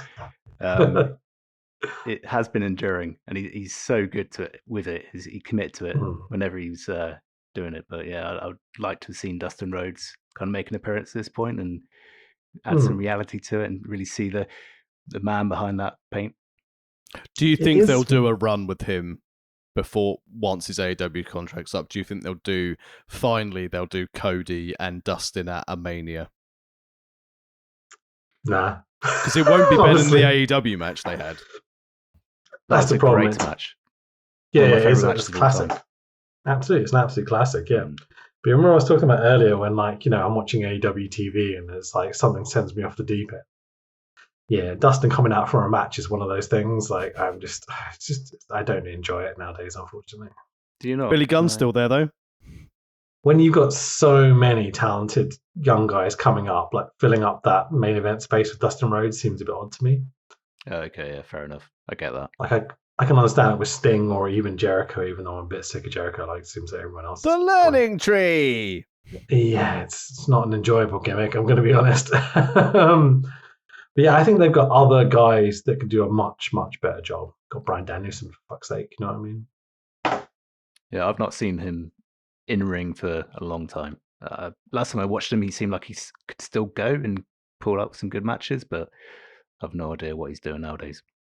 Yeah, he's good. He's not bad. It's just I'm not desperate to see him on TV right now. You know? Sure. The thing that killed it for me was him tagging with Keith Lee. Yeah, strange. Don't know where that came from. Just neither one want to take bumps anymore. Work assume very Keith- much, but want to get paid. I assume Keith Lee is still struggling health-wise, because we haven't seen him for a very long time. Seems to be. Yeah, Who knows poor with AEW? They seem to just not book half their roster most of the time. Yeah, and then where's they'll come back for Miro? a few weeks. Yeah, it's weird. Like that bit where, what was it? Miro came and talked to Tony Khan backstage, and then Thunder Rosa came and talked to Tony Khan backstage Yeah. and stuff like that. And then That was Thunder for Rosa has Collision. been on TV a bit. Yeah, really odd. Some of the strange booking decisions, but whatever. We're into our second hour intro thing. We get the whole WWF ident all over again. The whole Raw intro all over again. Shitloads of pyro. And Vince welcomes us back to the War Zone. Glass smash. Here comes Austin. Gigantic pop. Austin calls Vince into the ring in a very, very aggressive manner because Vince is sitting at commentary. They shout at each other. Austin intimidates Vince. I don't know about you boys. I was just waiting for the stunner, and it never comes. Can't do it No. every week, though. I reckon they could have got a way of doing it this week, though.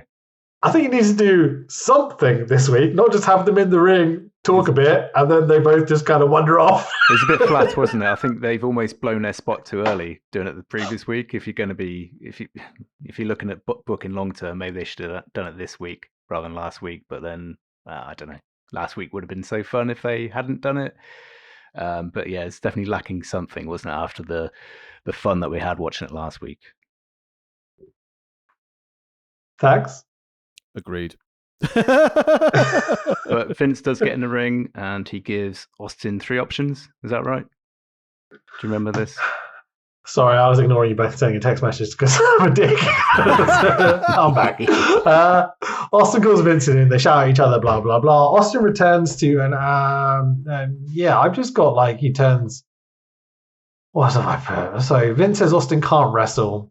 He's either fired or has to sign a waiver excusing him and the WWF of responsibility over Austin. That seems to be that's right. So he says bring a doctor's note or a signed document absolving the WWF and its officials of any liability should he get hurt competing. Or the third option was termination. And JR says, that brings back memories in reference to him being fired a few years ago. Oh, I thought you meant like termination. Oh, no. I was like, they're going to kill him. What? No, don't do that. As in, his contract would be terminated. Sure, and no longer employed by WWF. And JR, which I thought was quite edgy for JR at this time to mention him being fired. Vince isn't in the ring or on headsets. Because JR's lead commentator now. He's got his big balls out. I guess so, because he got fired in 1994 after 2 weeks after he had his first attack of Bell's palsy, which was I think awful. It was. Yeah, so. And then they brought him back with his own heel announce desk in front of the normal commentator with Dr. Death as well, didn't they? That's when he came back. Yeah, I think just according that was to a notes, later thing. He came back. He came back in. He got fired in 94, and he came back later in 94 when Vince was indicted. So when he's going through the federal government review, he brought JR back then as a replacement for Vince, because Vince obviously couldn't commentate at that point. And then I think actually not long after that, they let him go again, which, so he's had a bit of a rough ride with WWF at this point, or up to this point, should I say. In, out, shake it all about, and that's how they handle Sonny. Who isn't on this show? Yeah, Big Sable was. I think this might be the first one where Sonny isn't on the show, and I'm not entirely sure she's on much of these shows later as well. Maybe a few in 97, 98, but I don't think there's much. She's about to head off to ECW and WCW, isn't she? Which one is it first? I don't remember the order, but yeah. I think it was ECW first, because then it was her and Candido back in near the end of WCW. I think that's right. That follows the normal pattern, doesn't it? I don't remember Sonny in WCW, incidentally. Yeah, you wouldn't want to, trust me. Bit messy, was it? It's not good. It's really not good. They were, I think, both in the depths of quite bad drug addictions at that point. Okay. And yeah, it's not 96, 97 WWF Sonny fun and bouncy or whatever. It's not good. It was dull and saggy. Yeah. Next up is a WWF World Tag Team Championship match of the Headbangers Mosh and Thrasher, the current champions, versus Los Boricuas of, what do they call them? Jesus and Jose. I think they don't have last names according to this competition. Jesus and Jose. This match, for me, is summed up by the pre-match advert things they have, where Vince is just talking about the segment before. Then as they get to the ads, Vince goes, "Please keep watching. Don't switch over to Nitro. I promise we've got Triple H and Undertaker in a bit. Don't worry about this shit that you're likely to watch right now." Los Boricuas and Headbangers is a modern-day classic. Yeah, up until the point where the Godwins turn up and run in, because, no one's taking a pinfall on this show. Did anyone notice the match was going on? No. All I noticed was here come the Godwins. Even Uncle Zeke is here. Yeah, Uncle Cletus, I think we'll find. Uncle Cletus. Come on. The Sledge on Loco. Uncle Cletus, formerly Dirty White Boy or TL Hopper, was his previous gimmicks. I wasn't sure who it was. It looked a bit like Earthquake. No, he's a shark. It is Dirty White Boy, apparently. Yeah. Okay, good to know. He's a shark, not a plumber. The third Godwin. Who's the third man? Coach. Who's the third man?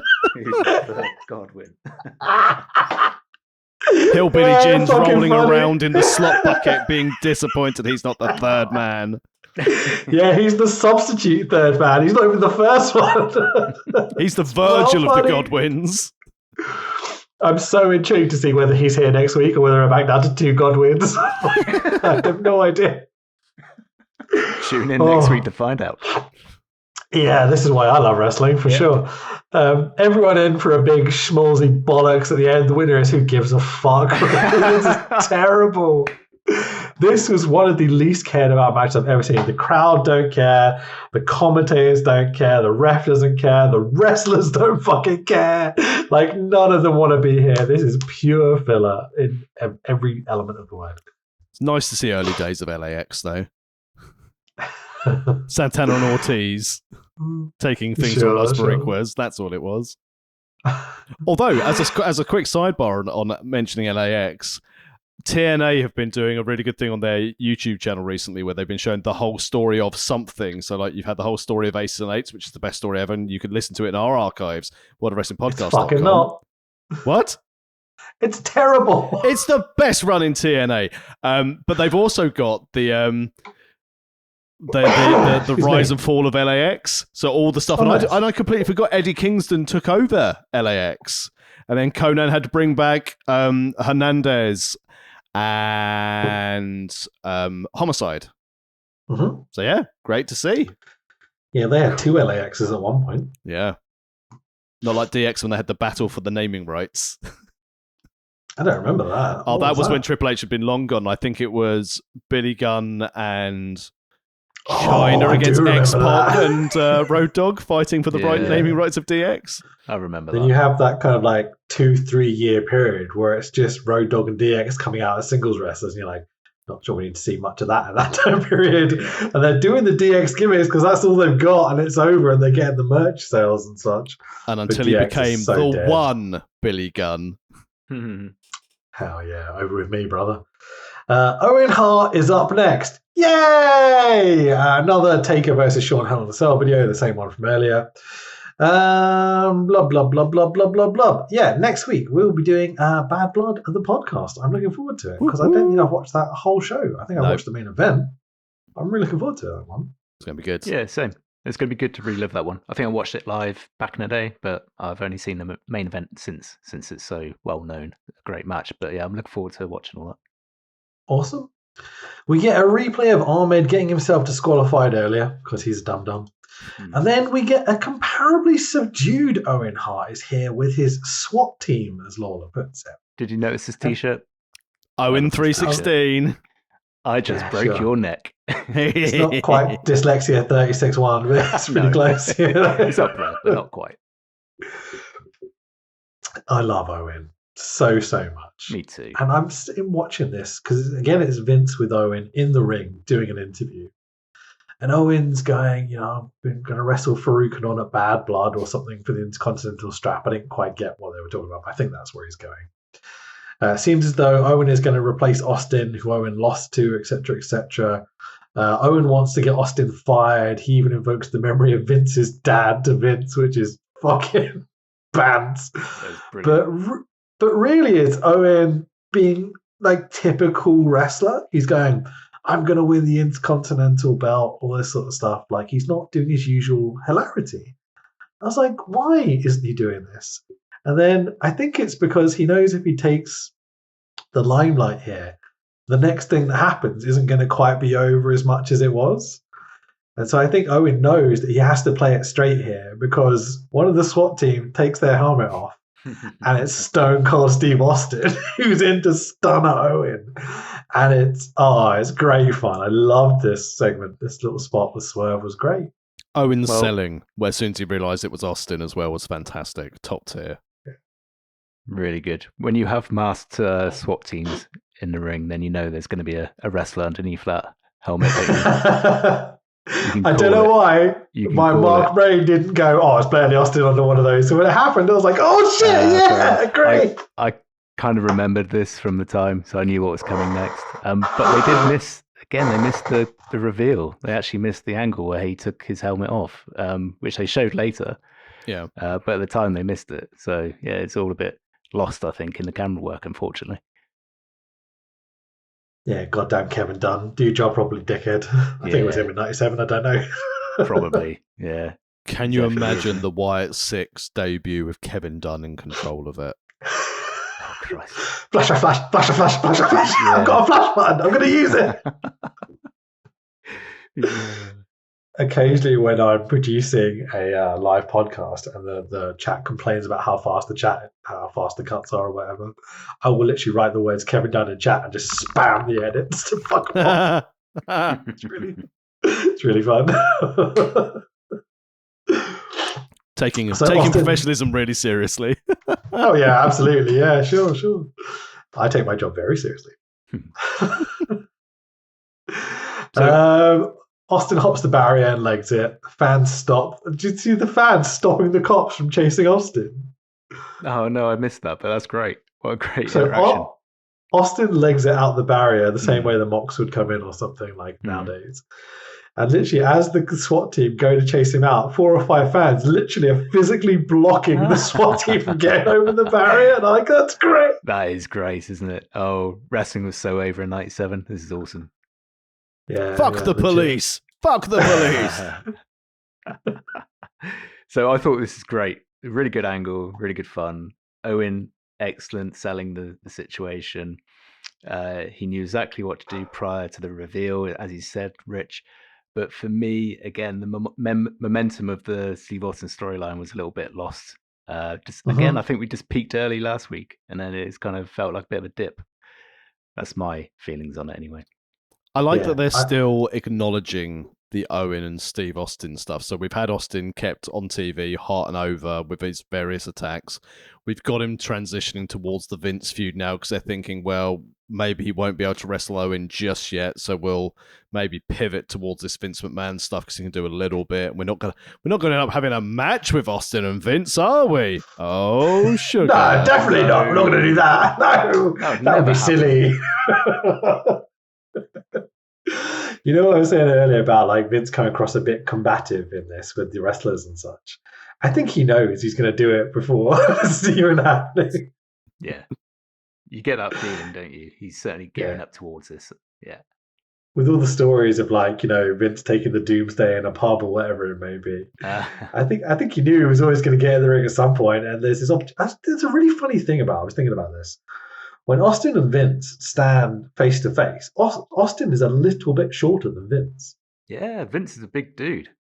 Can you imagine all these segments with the heel not being Vince, but being Undertaker, Sid, I don't know, any of the major heels like Vader? They'd be so much bigger than Austin. I think it would make Austin look more inferior than he does standing across from Vince. Yeah. I don't know. I think it works. I think that's why Vince wants to do it, because he knows that he's like the right guy for the job. Anyway, fuck you guys. No. Okay, so I had to think about that one a little bit, but I think Austin's. I don't know. Sorry. Yeah, he wasn't the tallest, but he's comparatively, should we say, he's still like 6'1", wasn't he? But he, yeah, man, he would have stood up against others, I think. Yeah, sure. But this is where Vince McMahon would never book shorter people, and they're coining the term the vanilla midget, wasn't it? Where it's like, I don't want a bunch of these vanilla midgets running around. It's like, well, why did you book the micros then? Sorry, the minis, when we had Mini Vader and Mini Mankind earlier in the series. Well, Austin was never meant to get over, was he? No. He's never meant to get over. And I think Vince never saw him as his top guy until No, it was Steve Austin planned made all himself. along. It was planned all along, like Daniel Bryan. It's all part of the booking. He's never it's meant to Vince's get genius, over. yeah.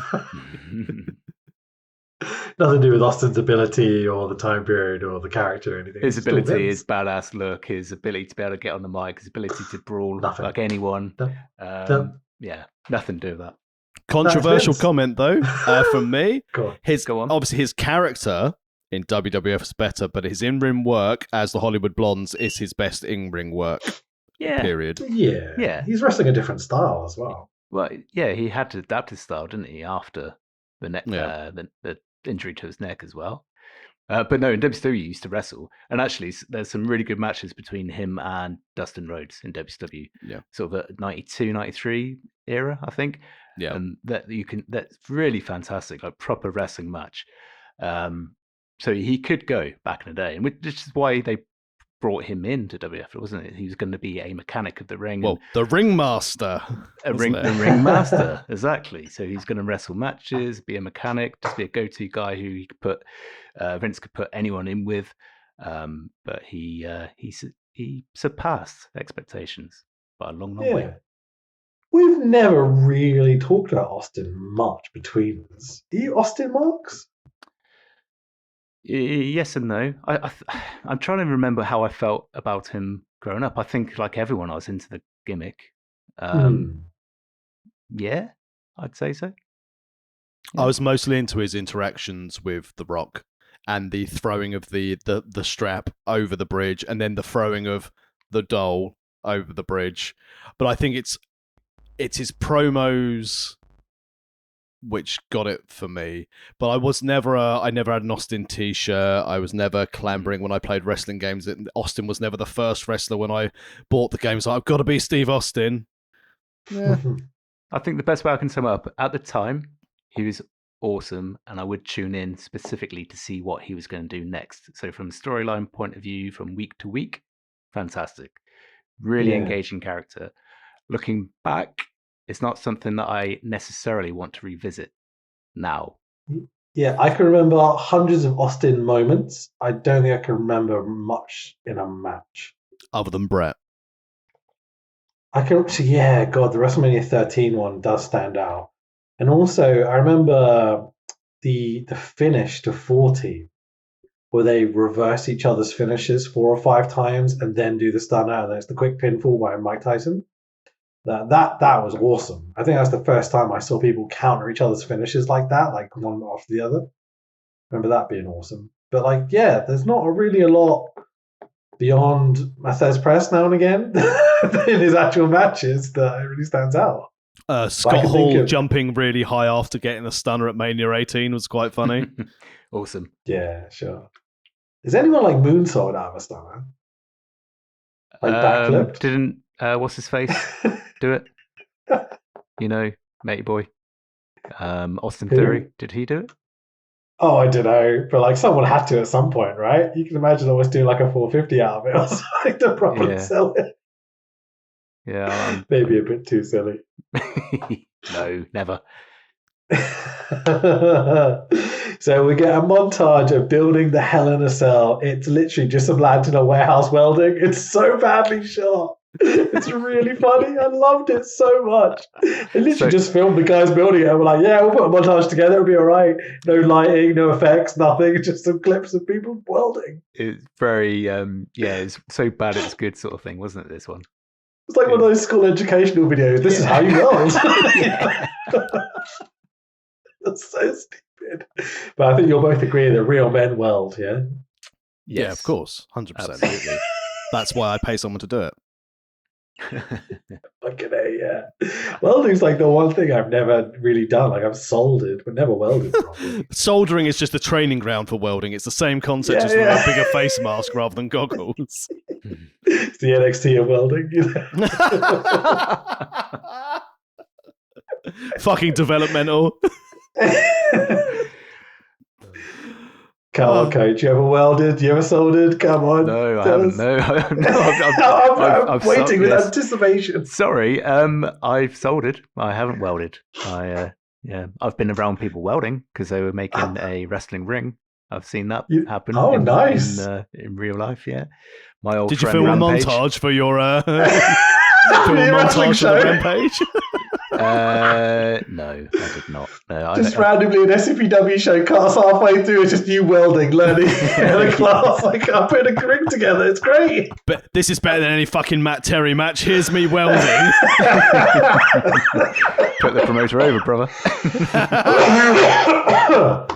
That caught me off guard. That was really funny. I had a funny thought earlier. I was driving to work again. We never actually filmed episode 100. No. We did an episode 100. We just completely skipped over it. We literally did pod 99, then pod 101, and we were like, we'll come back to it when there's not a pandemic, and we never did. So maybe gather some ideas together, boys. We were supposed to have a match. Well, yeah, I think that was the plan, but sounds like a lot of work. First ever main event of Travel Lodge Live, mate. Yes, Travel Lodge Live. Book it. I will literally book the Travel Lodge. Yeah. I wonder whether we can rent an entire Travel Lodge, a small one somewhere. How much money do you think I fucking earn? That's going to cost a lot. You would for a wedding or something, you know what I mean? I'll repeat the previous question. How much do you think I actually earn? I don't know how much your Wrestle Talk gold is, know what but you're fuck talking me, about. I can't book a whole travel lodge. How do we approach this with the Travelodge people? If we say we were, it's completely fancy now. If we were to book a whole Travelodge, how do we start this conversation? We want to rent all your rooms for one night. Yes. All we want is all your staff to leave and give us the keys and trust us. Yeah. It's sort of going to be like a wedding, but not. I can't wait for the gimmick where if we do ever let... It's not a sex party. It's not. I'm loving the gimmick, though. The one time we book Coach Wicked to come and appear, we'll just put his key card against something with magnetic so he can't actually get into the venue. Fucking hell, I'm booked! Let me in! What we'll do is we'll give all the wrestlers their actual key cards and we'll just give Matt a bit of paper and be like, there you go, there's your key card. Here you go. Coach, sorry. Foiled again. I'll just have a camera on you just trying to get in the front door like, why is it working? Yeah. Oh, We great. might be able to hire a floor. A floor? We would like to hire a floor for filming. Oh, I see what you're saying. Okay, a floor of a travel lodge. Yeah. I thought you meant like, you know, a Like bit a of ground. dance floor. Disco Yeah. floor. A whole floor, I get you. Yes. To film adult content. Yeah. No, no, we're not doing that. No, wrestling is for adults. I don't know. Basingstoke If you go backdoor into them and tell bash. them that, sorry, go on. Basically, we're going to get a group of lads together and we're going to grapple each other. Is that okay? Mm. In Yeah, pants. baby oil. In pants and baby oil. Do you have any objections to this, Mr. Travelodge?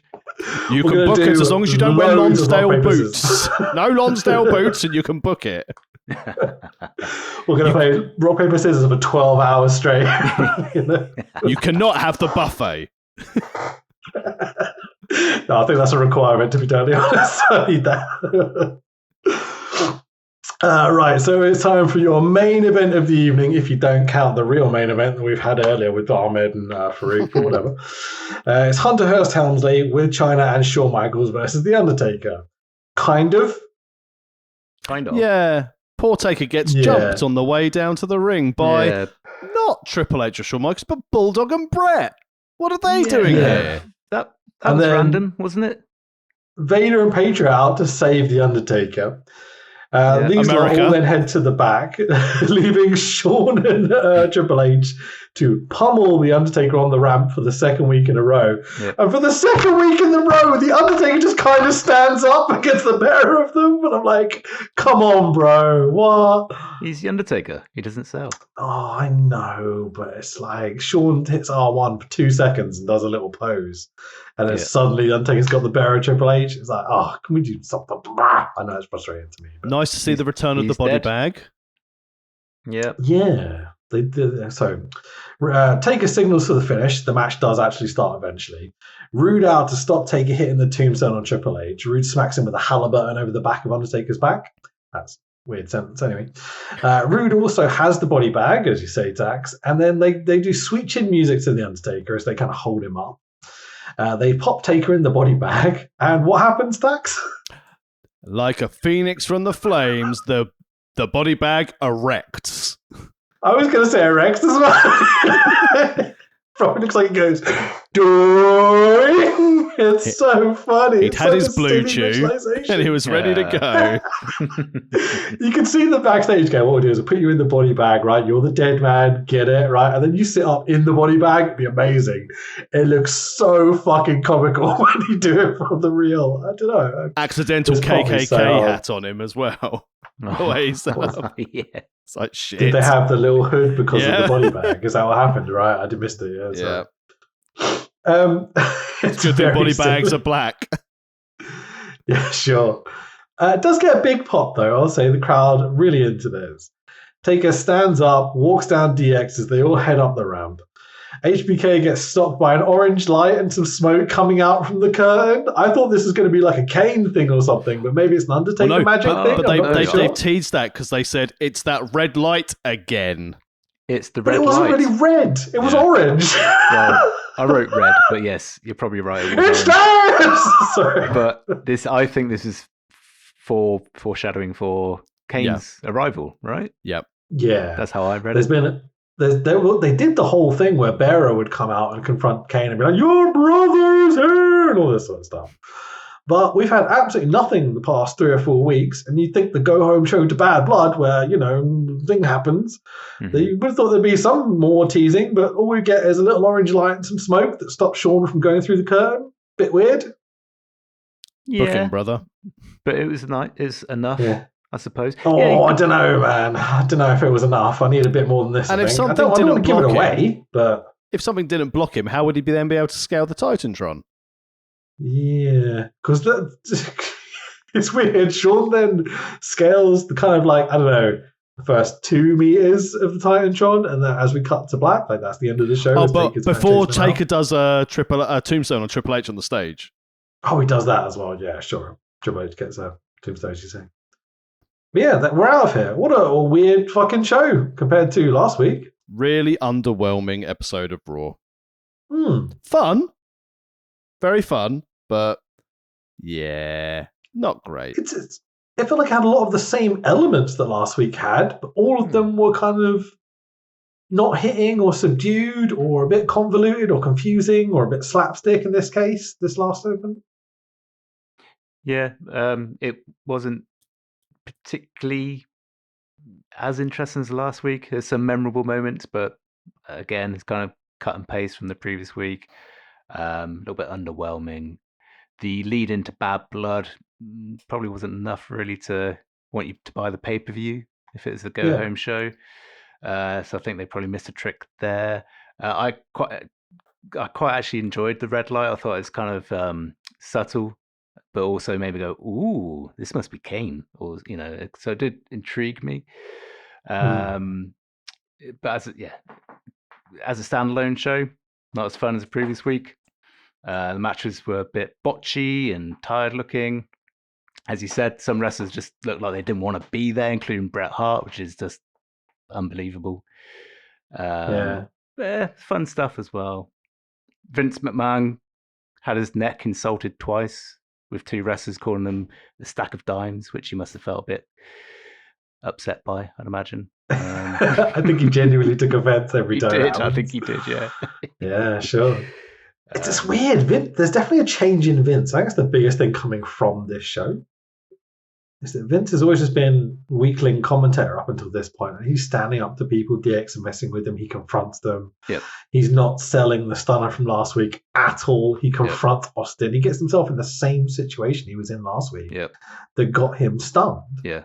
But without the cops and stuff this week, so he's less protected even, and Austin doesn't take advantage of it. And it's like, wait, why? You're Stone Cold Steve Austin. You're meant to kill him, right? He's your boss. Yeah, that's the gimmick. Vince has had a rough time, hasn't he? Because by this point, he's had Brett push him down to the ground.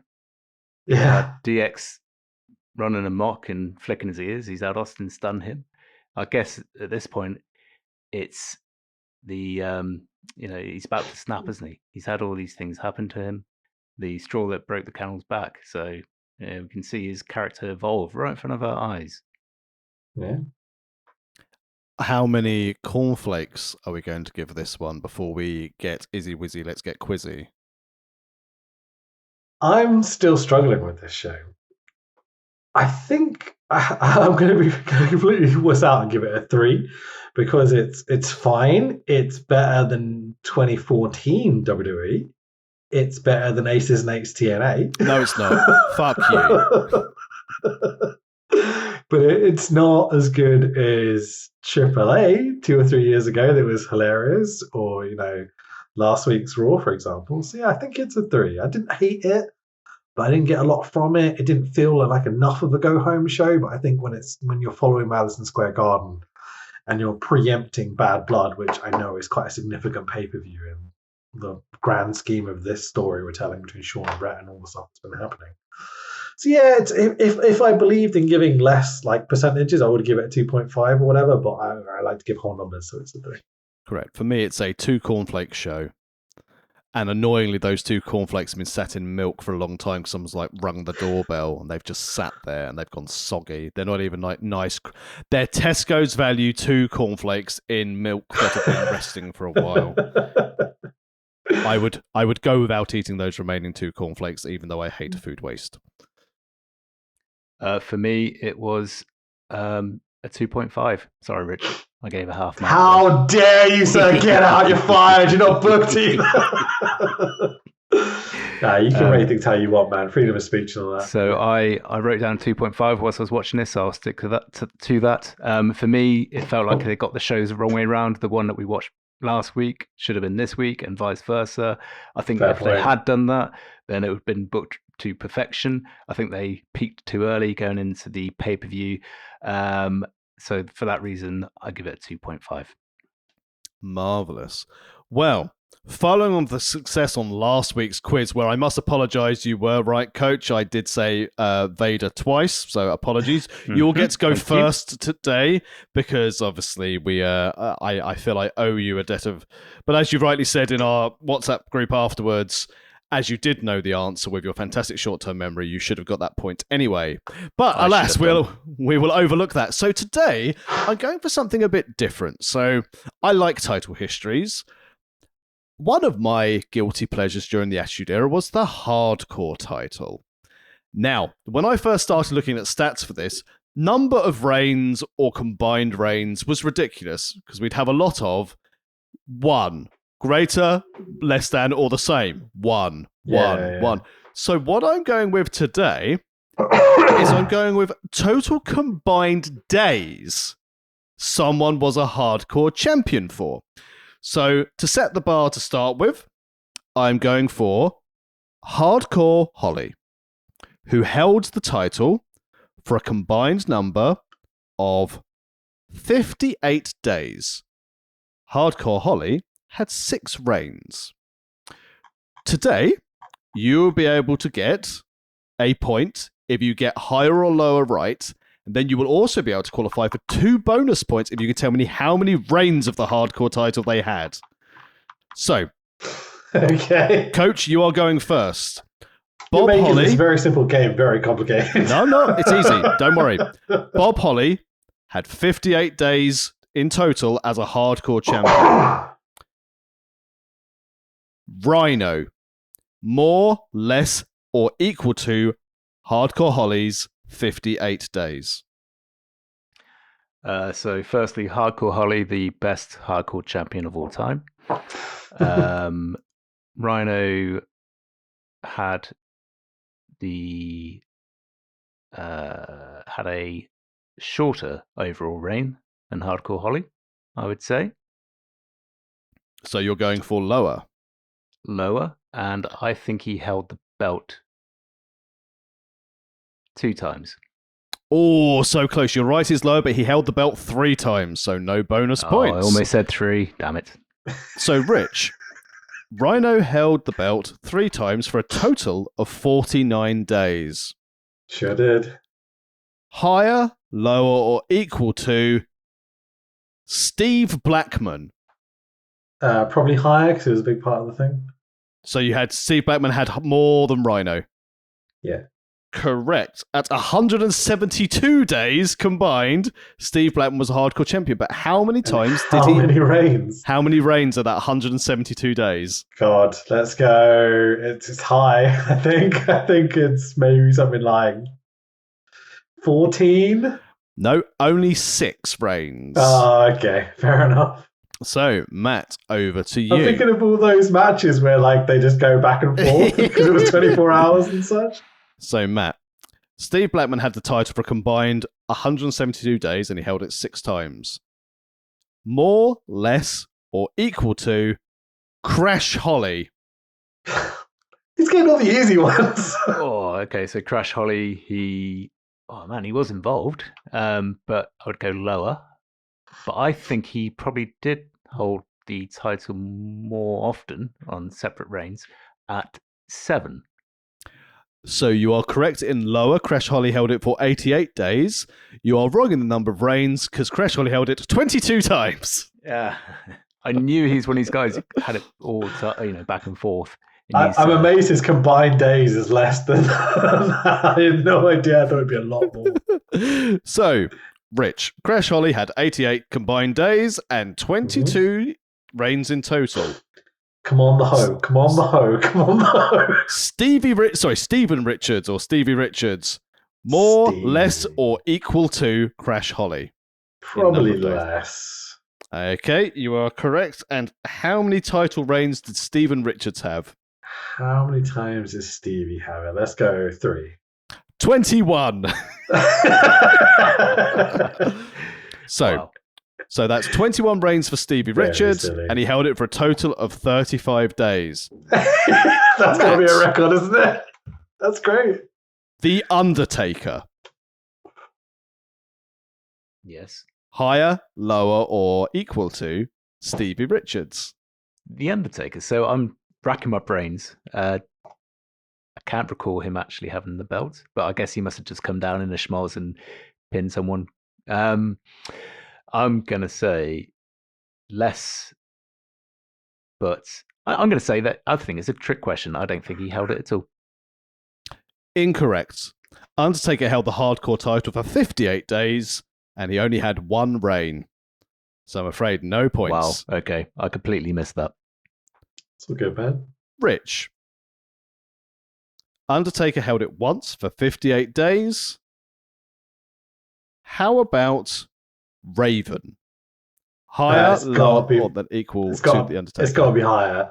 And it's going to be, I don't know, 17 times. So you're correct that Raven held it more. He held it for 84 days. And Raven Yeah. held the hardcore title for a record 26 times. Nice. Okay. We are into the final 2 questions for each of you. So we had Raven with 84 combined days and 26 title reigns. Coach. Al Snow. Higher, lower, or equal to Raven?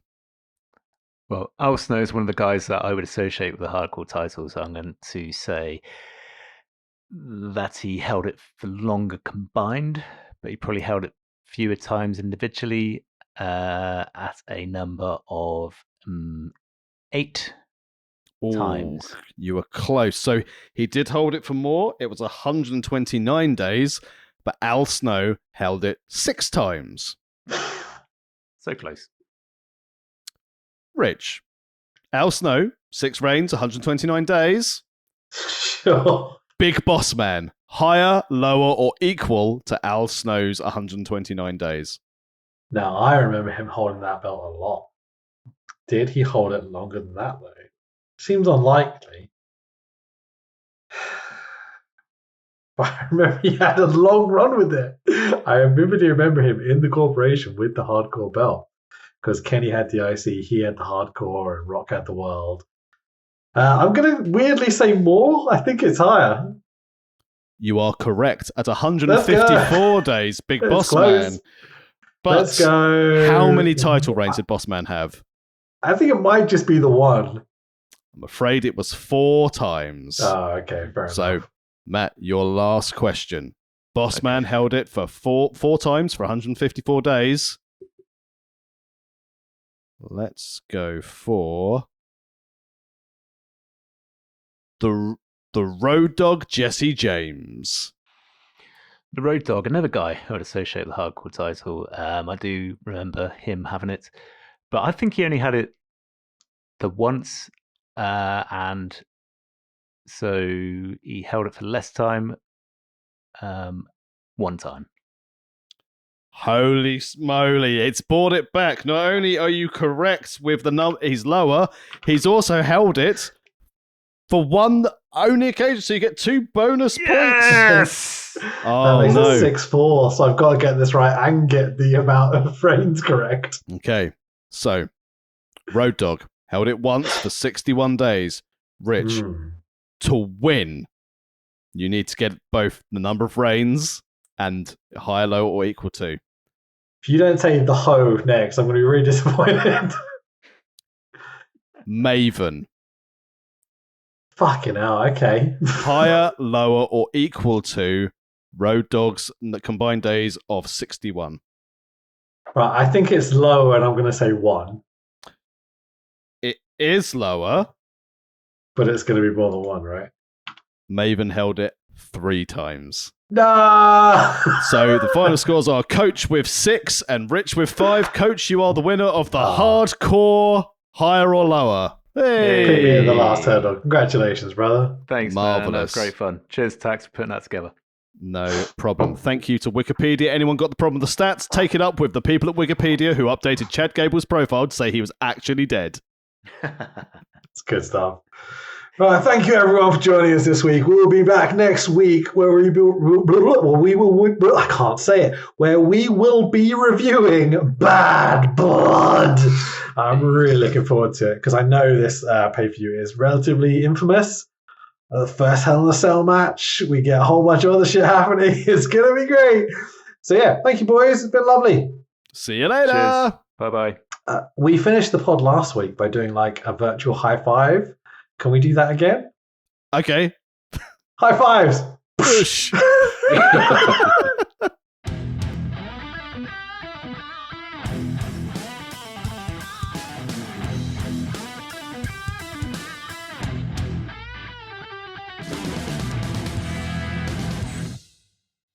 louder you guys are, the better the wrestlers will perform for you tonight. And that's why I kicked your leg out of your leg. We're tough. We can take it, baby. You got to penetrate in the back, baby. Oh, I can see what you're talking. Wait just a minute. Oh! And I don't pose too well for girly books. This is bullshit. My name is Piss.